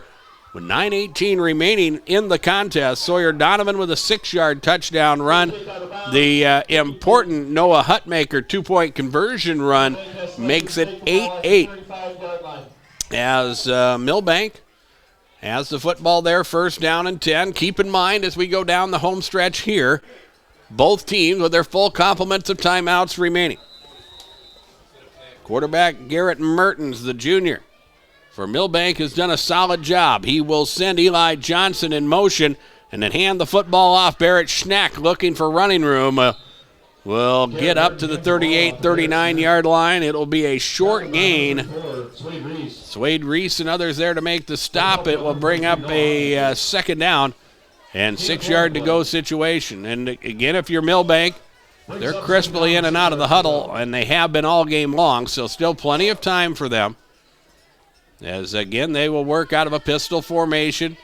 Slot left, receiver left as well. There is one running back in the backfield. Now they'll send Johnson in motion once again and hand the football off. And this is Sawyer Gower, I believe, the ball carrier. And Gower will fight for yardage and will get up near the 45-yard line. Pardon me, it was Garrett Schnack, the ball carrier, Barrett Schnack. And he will move to the 35-yard line. The ball touches the 35, and that is enough for a 1st down. 45, pardon me. And that is enough for a 1st down. So the ball ready, clock is running. As Milbank already at the line of scrimmage and ready for work. As again, they will send Johnson in motion, and again, hand the football off to Barrett Schnack, and he'll get to the 48, maybe 49-yard line with forward progress. And he is brought down there. And this will be a 4-yard gain. We'll bring up 2nd down and 6. And Milbank and all of their possessions, or all their plays of this possession, have worked out of the same formation. They send Johnson in motion and then hand it off to Schnack. And they're working for something there, trying to force the defense into something, to do something they shouldn't do. Again, they'll send Johnson in motion. This time they'll send the quarterback, Mertens, on a short side sweep, and he'll get to the midfield stripe, and that is all. And Bryce Ryer, Swade Reese within pursuit as well. Ryer made the tackle, and it will be 3rd down, 5 yards to go as the Cubs want that football back. As the clock works to the 7-minute mark remaining in this 4th quarter. Chamberlain needing a win to keep their playoff hopes alive. Milbank knowing they won't make the playoffs as they set at 1-6. Want to just continue to do things right, play 2 more games, and get ready for next season. Mertens will line up in a pistol formation with Schneck alongside. They will work from the left hash mark. They'll overload the short side. Back to passes Mertens. They'll throw it upfield. The pass incomplete. Trying to get it to Braden Christensen, but good coverage over on the far side. The defense over there, Ty Grazier, Sawyer Donovan over there. An incomplete pass. It'll be 4th down and 5, and the Chamberlain defense was able to get their work done. And now the Cubs are going to get the football back. Levi Miller, Sawyer Donovan back to field the punt of Owen Tesh, who has gotten better punting here in the second half. He gets another good punt out here, and Miller dives for that calls a fair catch and then has to dive for the football, but he was able to cover it up cleanly. And now Chamberlain will have the football at the 20-yard line, first down and 10. Chamberlain able to use the legs of Noah Hutmaker to pick up the touchdown. They go 86 yards, a big 40-plus yard run by Hutmaker. Was able to get Chamberlain deep in their own territory. Then a couple good running plays from Sawyer Donovan got them into a goal-to-go situation. Donovan eventually able to run it in from 6 yards out, and the Cubs will work here. Pitch back Ryer, looking for running room, will get to the outside, then he is brought down. There is a flag at the end of the play, but that was a pretty high tackle on the part of Milbank, and we'll see if they do not add some yards to this tackle. As again, we'll wait for the officials to sort things out here, and with the response and the gestures from the Chamberlain side, it looks like this is going to be a penalty against the Cubs. And they are going to call a penalty against Chamberlain. This will be a holding penalty that will negate a pretty nice run on first down. And we'll move the football back inside the 15 to about the 14-yard line. Again, they go 10 yards from the spot of the foul.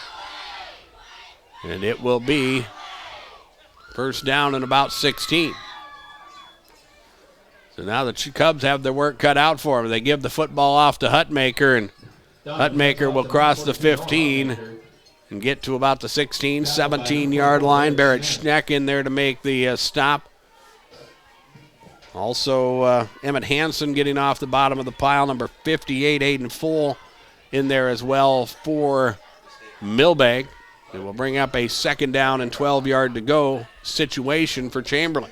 5:50 remains in the ballgame. And what dare I say regulation. Back to pass out of the pistol is Donovan. They'll try to set up that center screen, and the ball through the hands of Hutmaker and then just about intercepted. There defensively with Barrett Schneck, but he could not hang on to it. And it will bring up third down and 12. And Chamberlain is in jeopardy here of having to punt the football away. And from this spot on the field, which is not good field position, Milbank is going to wind up, or could wind up with good field position if Chamberlain is not able to move the chain. Cubs will spread everybody out. Devin Anderson to the near side, and now we're going to have a whistle and a penalty marker comes out. This may be a legal substitution. It's Bryce Ryer came off the field, and I think they were just at a personnel mix-up, but Bryce Ryer came off the field as Devin Anderson came on, and this all happened as they were lining up at the line of scrimmage, and I think that's a no-no, so a 5-yard penalty, which will be the 7th penalty of the football game for Chamberlain, will make this third down play even harder. It's third down and 17 now as the Cubs have the football back at their own 14-yard line.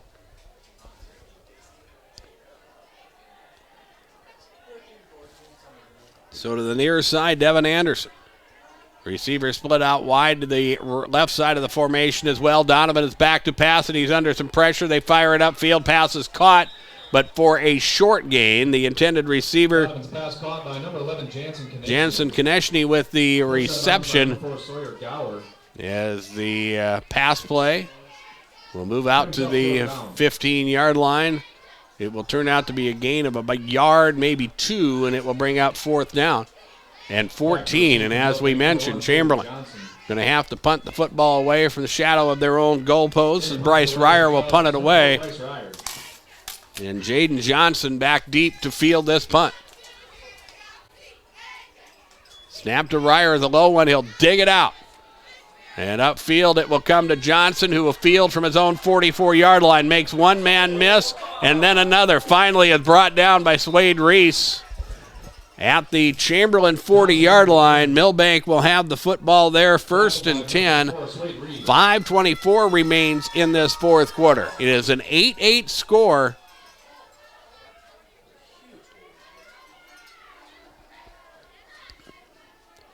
And now Milbank will work their way to the line of scrimmage. To the near side, Jaden Johnson. Eli Johnson split out wide to the left side of the formation. Quarterback Garrett Mertens is there as the ball is ready for play. And they hand the football off.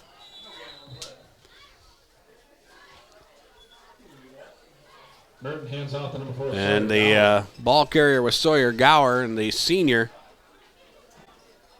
able to get the football to the 40-yard line. Tackled by number 44, Tyke No Mason. gain. It will bring up second down. The Chamberlain defense Second down, 10 yards to go. will be called upon again to be able to slow down this Milbank offense and give Chamberlain's offense one more opportunity. If not, we'll be looking to overtime, which is the first overtime game I have been a part of in a long, long time. Back to pass, Mertens looking, slings it upfield, into coverage, pass is caught. Reception made there by Eli Johnson, who has been the go-to guy in the passing game for Milbank.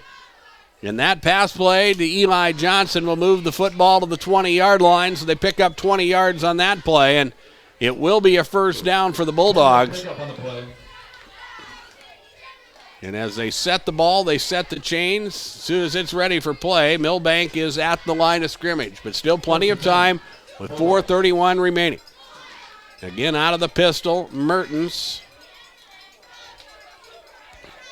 will send Johnson in motion. Again, that is Eli in motion. They hand it off, and this is Barrett Schneck, and Schneck will get to the 19-yard line, and he'll pick up one, and it will bring up second down and 9. Gain of 1 on the play. Brings up second down, 9 yards to go. And pretty soon, as the clock works its way to 4 minutes remaining, pretty soon, if you're Chamberlain, you wonder when you want to start using your timeouts. And this is about as deliberate as Milbank has been all game long as they work back up to the line of scrimmage. Second down and 9 from the 19-yard line. Pass upfield that is trapped and incomplete. They try to sling it outside to get the ball into the hands of Jaden Johnson, but the pass was low. And intended receiver number 1, Jaden Johnson. Johnson, I think, just more than just let it hit the turf as he realized he was already down, and the pass was incomplete, and that saved his team a couple yards because if he would have completed the catch and went down to a knee, it would have lost a couple yards, so he wisely just let it fall harmlessly to the turf, and it will bring up third down. And if you're Milbank, you are obviously in 4-down territory. And again, you don't need it all on this play. You get part of it this time and then get it later. They go upfield. Pass is caught. And that is a touchdown.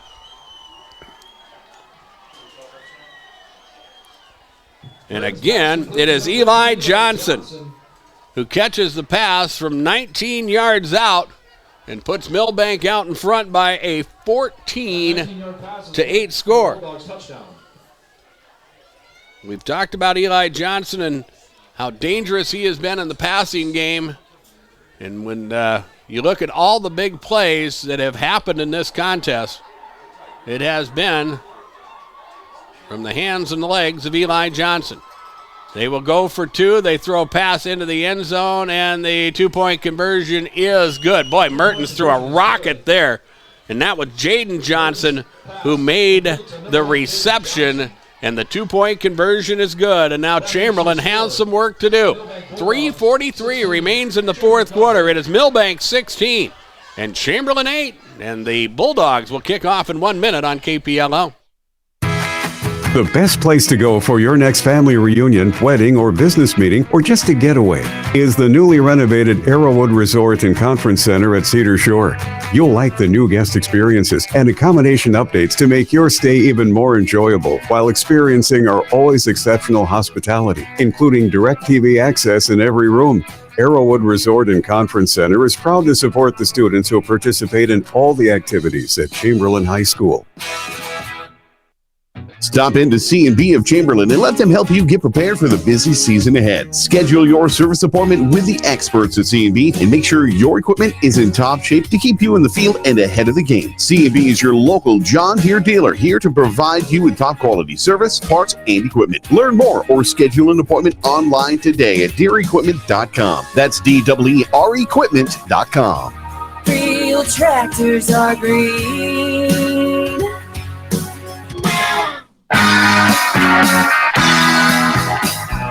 16-8, Milbank has the lead. The Bulldogs, their defense set up a 40-yard scoring drive after they were able to pin Chamberlain back deep and then hold them deep and force Chamberlain to punt the football away. Milbank goes 5 plays and goes 40 yards and is able to score the touchdown. Eli Johnson's second touchdown reception of the contest from Garrett Mertens. And now on the kickoff, Chamberlain brings the football out to their 30-yard line. They'll have it there, first down and 10. They need to put points on the board. They need a touchdown. They need a 2-point conversion. And they have 3:40 remaining in the contest. The Cubs with, I believe they have 2 timeouts remaining.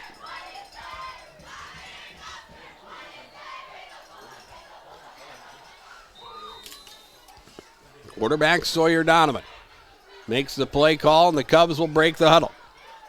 Devin Anderson, a wide out to the near side. 2 receivers to the left side of the formation as well. From the left hash mark, they pitch it back. Bryce Ryer, option pass. He'll throw it upfield, and the pass is incomplete. Getting behind the defense with Devin Anderson. But the pass was thrown low and wide by Bryce Ryer, and the pass is incomplete. The Cubs had the right idea, but they did not complete the play, and it's incomplete, and it will bring up 2nd down and 10.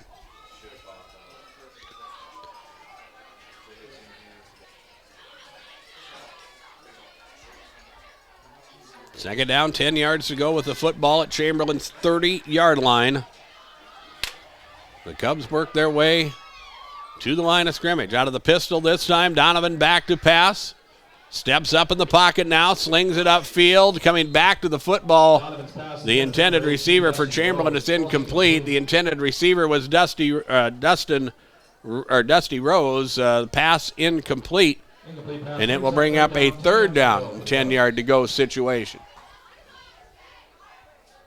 If there's a silver lining in this, Chamberlain has not taken a lot of time off the clock on these 2 plays, but they also have not moved the football either. They need a first down here to keep this drive going.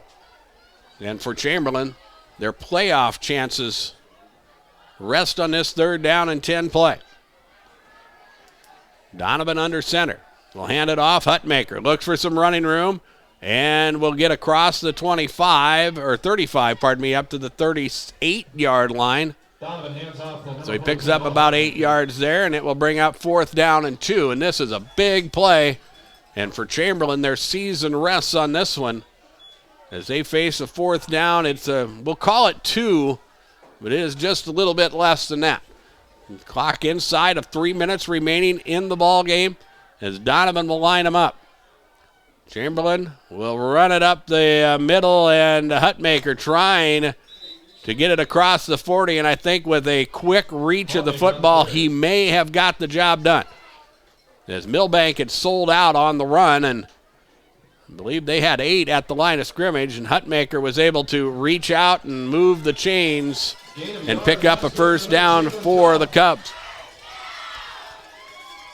So the ball will get set. The yard markers will be set, and now the clock will run. 2:45 remaining. Cubs with, by my memory anyway, 2 timeouts remaining. But they need to start picking up yards in bunches here as they have it at their own 40-yard line. Donovan back to pass. Upfield, pass is caught. It's Hutmaker, and he is brought down on a nice open field tackle.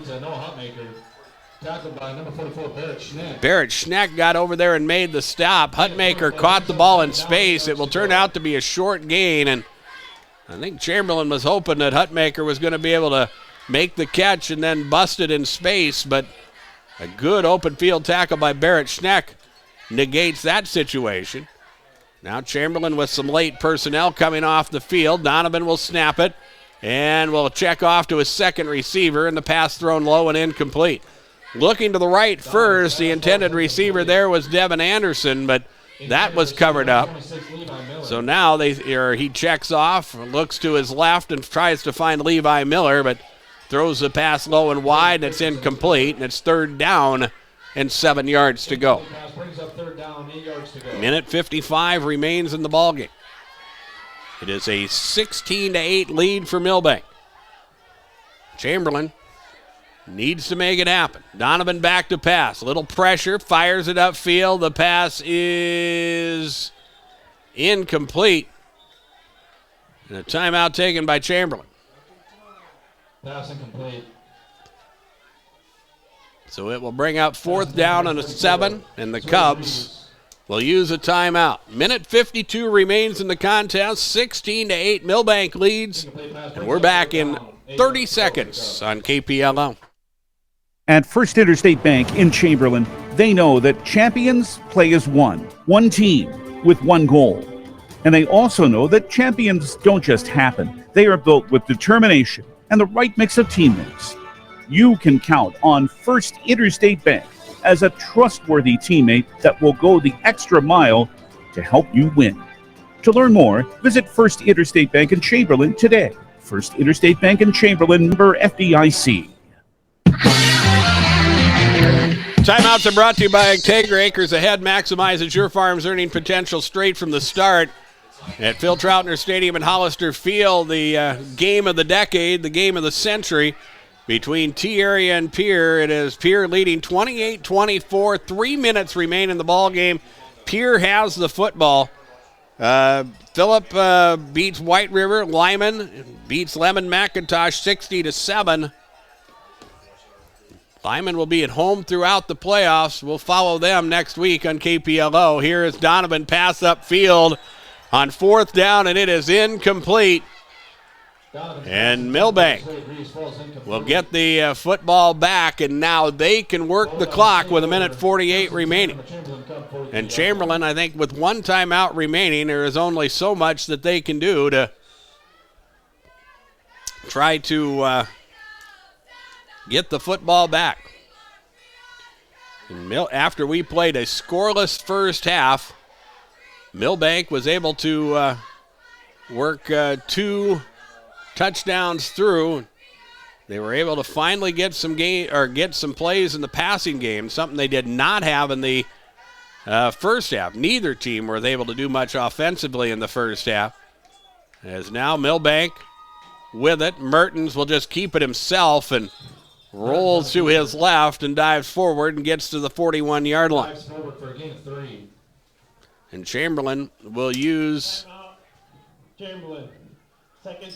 That will be their second timeout according to the officials. So Chamberlain has 1 timeout remaining, but only 1 more opportunity to stop the clock. And let's take a timeout with them. Let's pause for 30 seconds. This is coverage of regional high school football from KPLO. First Dakota is giving away new Ford F-150s to celebrate 150 years as a South Dakota bank. We owe it to the countless customers who have trusted us with their banking since 1872.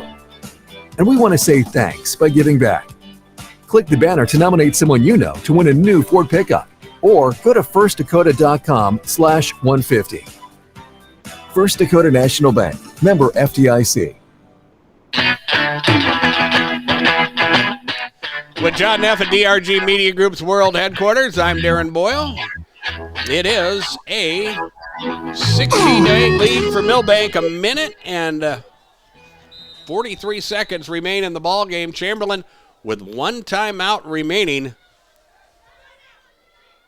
As Garrett Mertens under center, they will run the end around. This is Eli Johnson who looks for running room. He's at the 40 and gets to the 35-yard line and is brought down. And Chamberlain will use their final timeout of the ball game.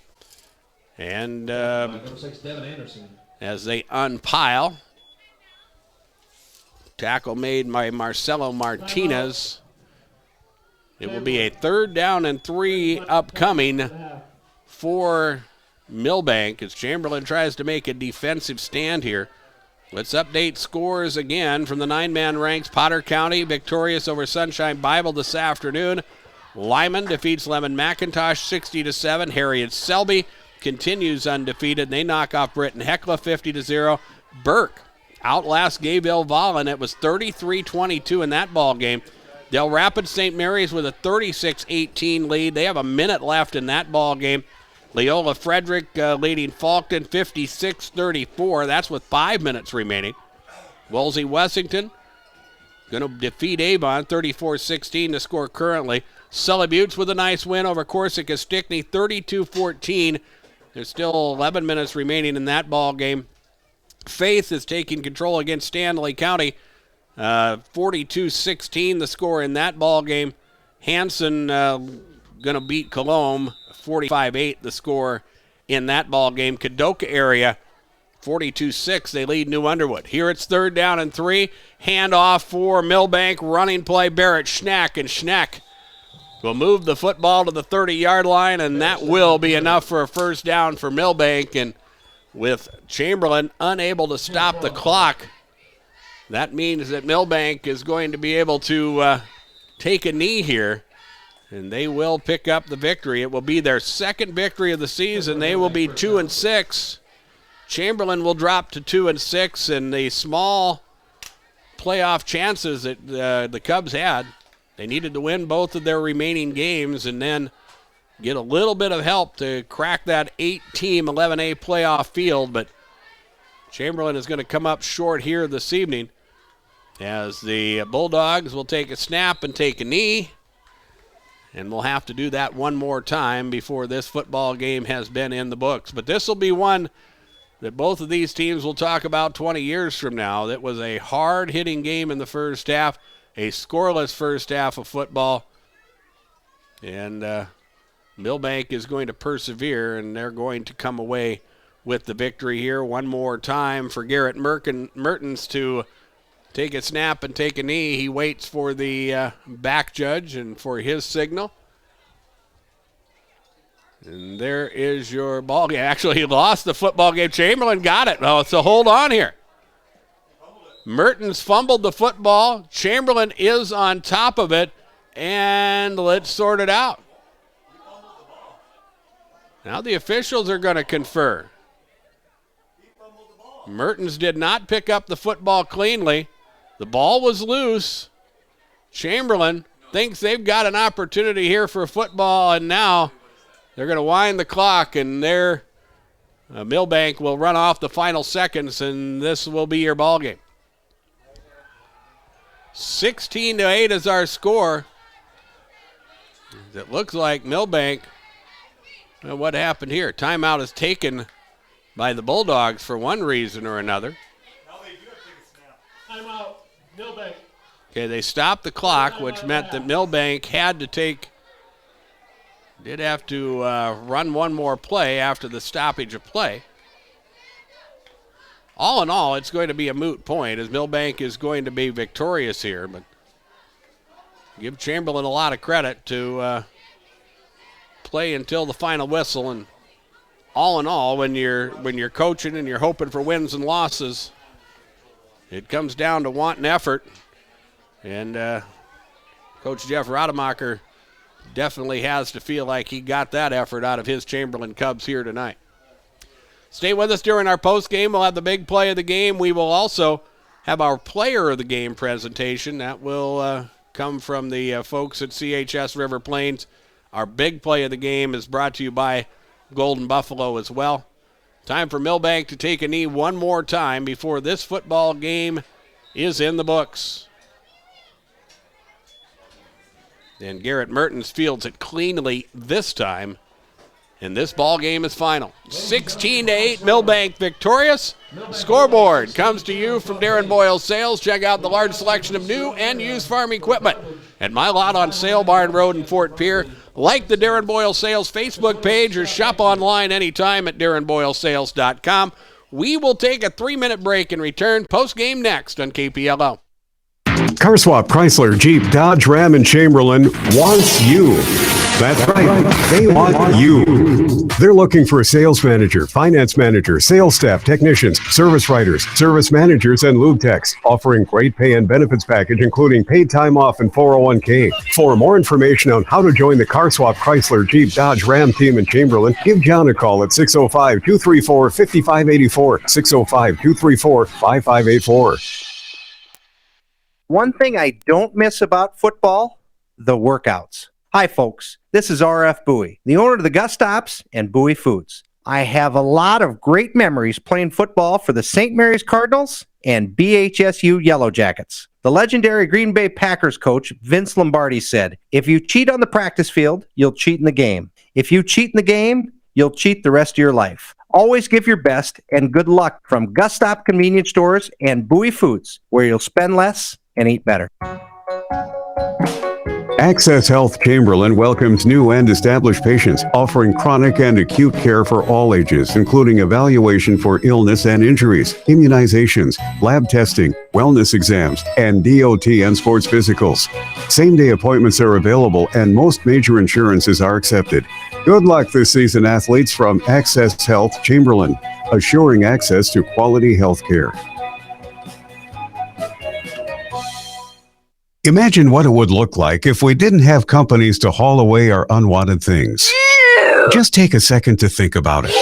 Not pretty, is it? Byrie Brothers in Chamberlain can and does clean up that picture. They're here to help with all of your disposal needs, whether it's weekly pickup of household trash or you have a special project that needs a large container. Byrie Brothers will help you with whatever you need done. Give them a call at 234-5771. Byrie Brothers in Chamberlain. Satisfaction guaranteed. Call them today. Chamberlain Ready Mix has been serving the Chamberlain area since 1952, providing outstanding customer service on any job.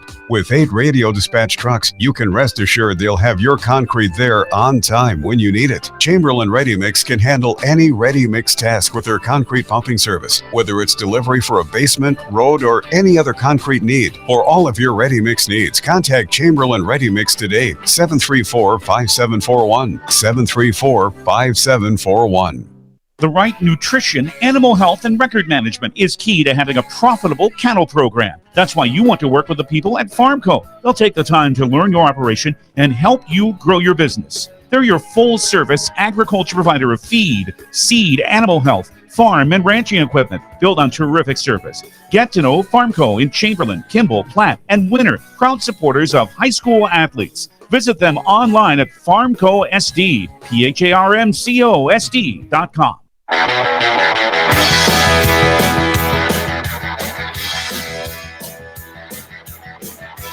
Post-game underway here at Don Giese Field in Chamberlain. A hard-fought win for the Milbank Bulldogs. They knock off Chamberlain, and with the victory for Milbank, it ends Chamberlain's playoff chances. They did need to win the next 2 games. They will finish up their regular season on the road at Canton next Thursday night.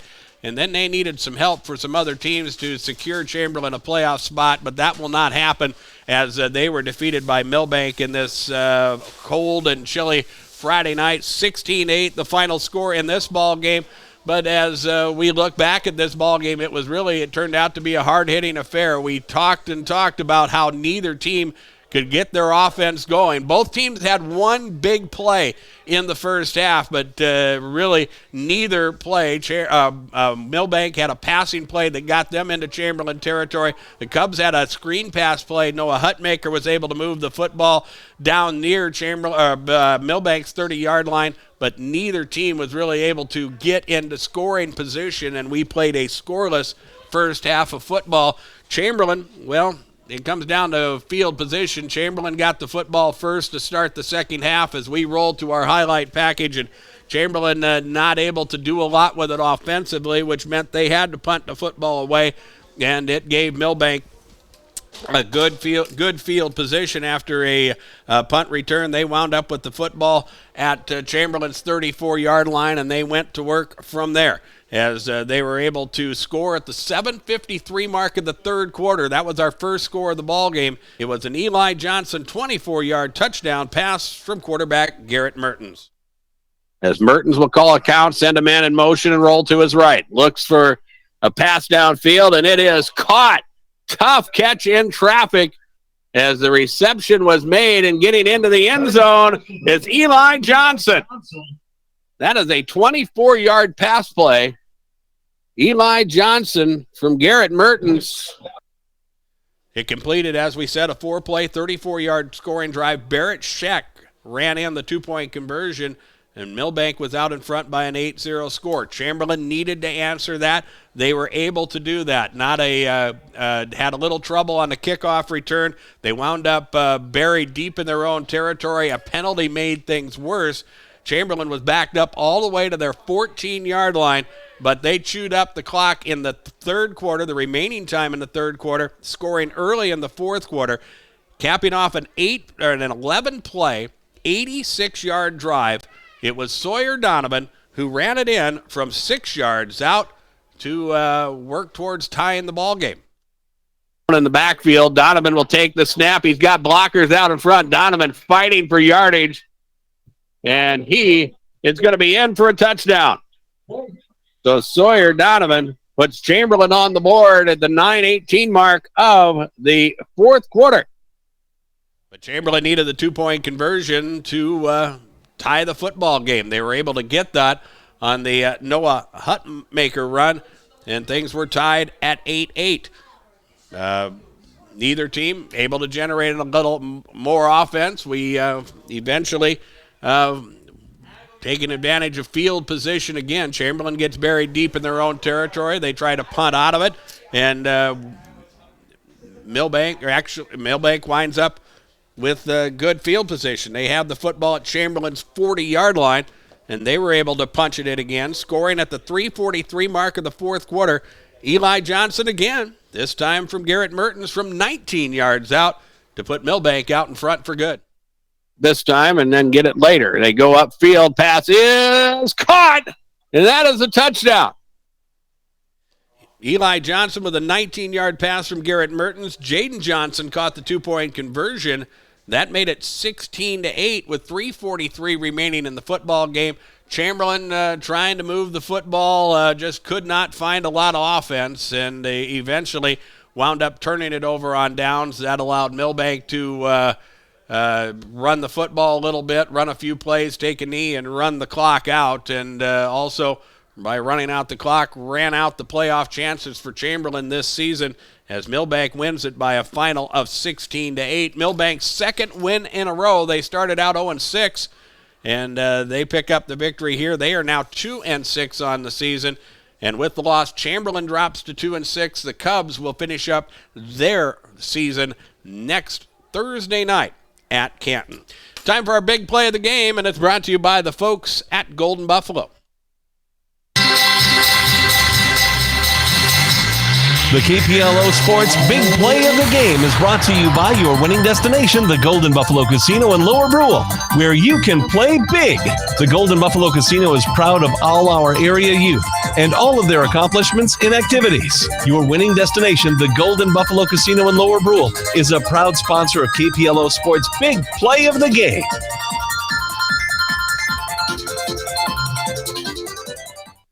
Well, if you could really describe in detail defensive football, we could talk a lot about defensive plays that were made by both teams in the first half. It was a hard-hitting first half of football, but in the end, it comes down to offense is where the big plays come from. And the first score of the night at 7:53, the 7:53 mark of the third quarter, that Eli Johnson 24-yard touchdown pass from Garrett Mertens, well, it is our big play of the game. As Mertens will call a count, send a man in motion, and roll to his right. Looks for a pass downfield, and it is caught. Tough catch in traffic as the reception was made, and getting into the end zone is Eli Johnson. That is a 24-yard pass play. Eli Johnson from Garrett Mertens. And that is our big play of the game. It is brought to you by the folks at Golden Buffalo. Finally, in our game coverage tonight, our player of the game announcement, and that comes to you from the folks at CHS River Plains. You asked, we listened. CHS River Plains now has grain marketing at the farm gate. Barb Gorjuski and Jason Euchre are hitting the country providing grain buying services where it's convenient for you. So whether you prefer to call and talk to our grain marketers or have the origination team come to you, we'll be there. We can help build a marketing plan, execute a current plan, and help decide when it's the best time and way to sell your crop so it's right for your operation and your bottom line. CHS River Plains, making it as convenient as possible to build a successful marketing plan for your specific needs.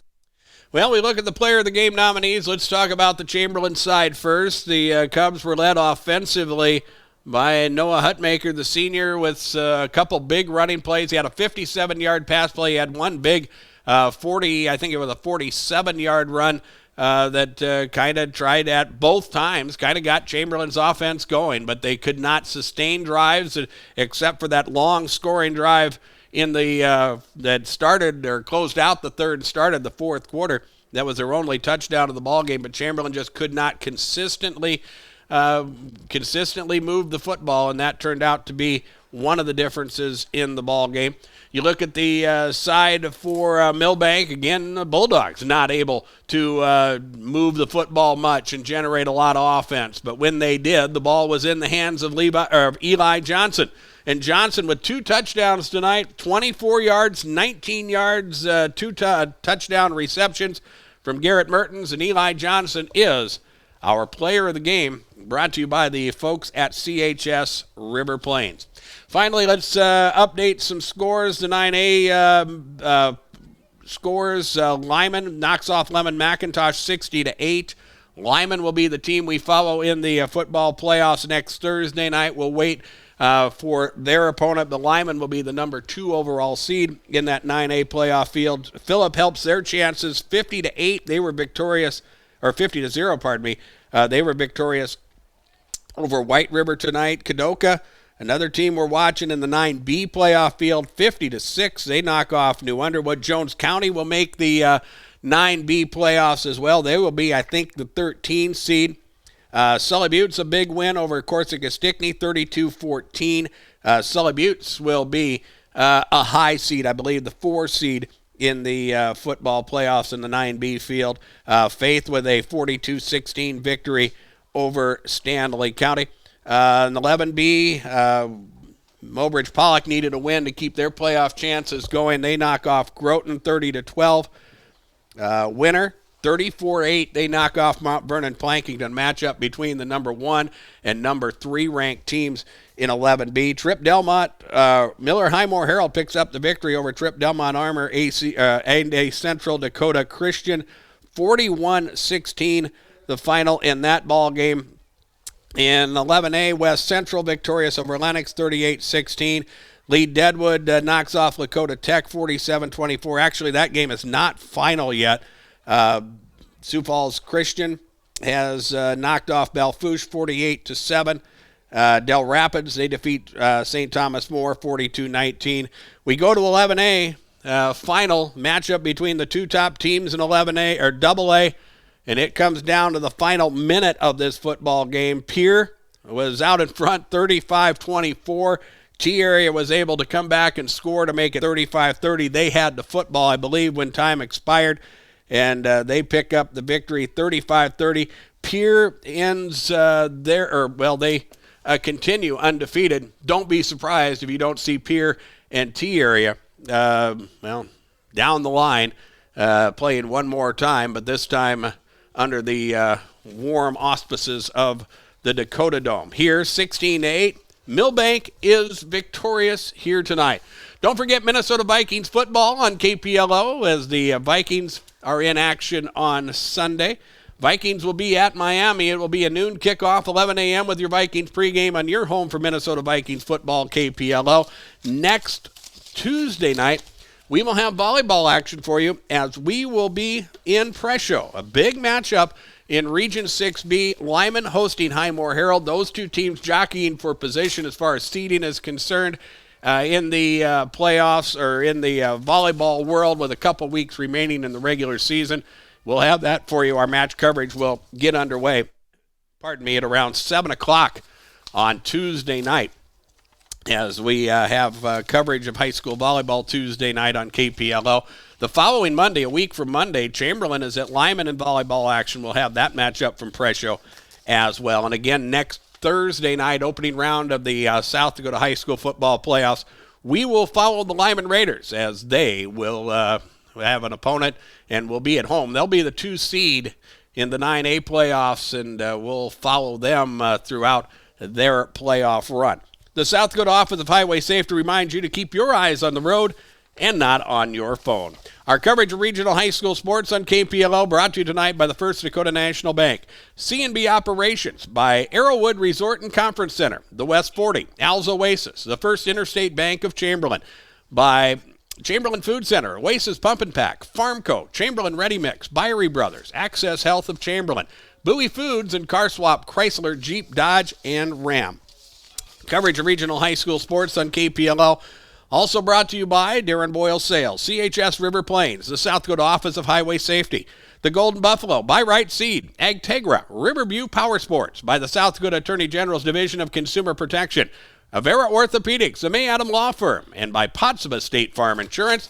Coverage of regional high school sports on KPLO also brought to you by Wagner Auto, Titan Machinery, Kimball Livestock, Venture Communications, and the Jet Lanes. John Neff has been our technical director at DRG Media Group's world headquarters, and I'm Darren Boyle. Our final from Don Giese Field in Chamberlain, the Milbank Bulldogs 16, the Chamberlain Cubs 8. We bid you all a very pleasant evening.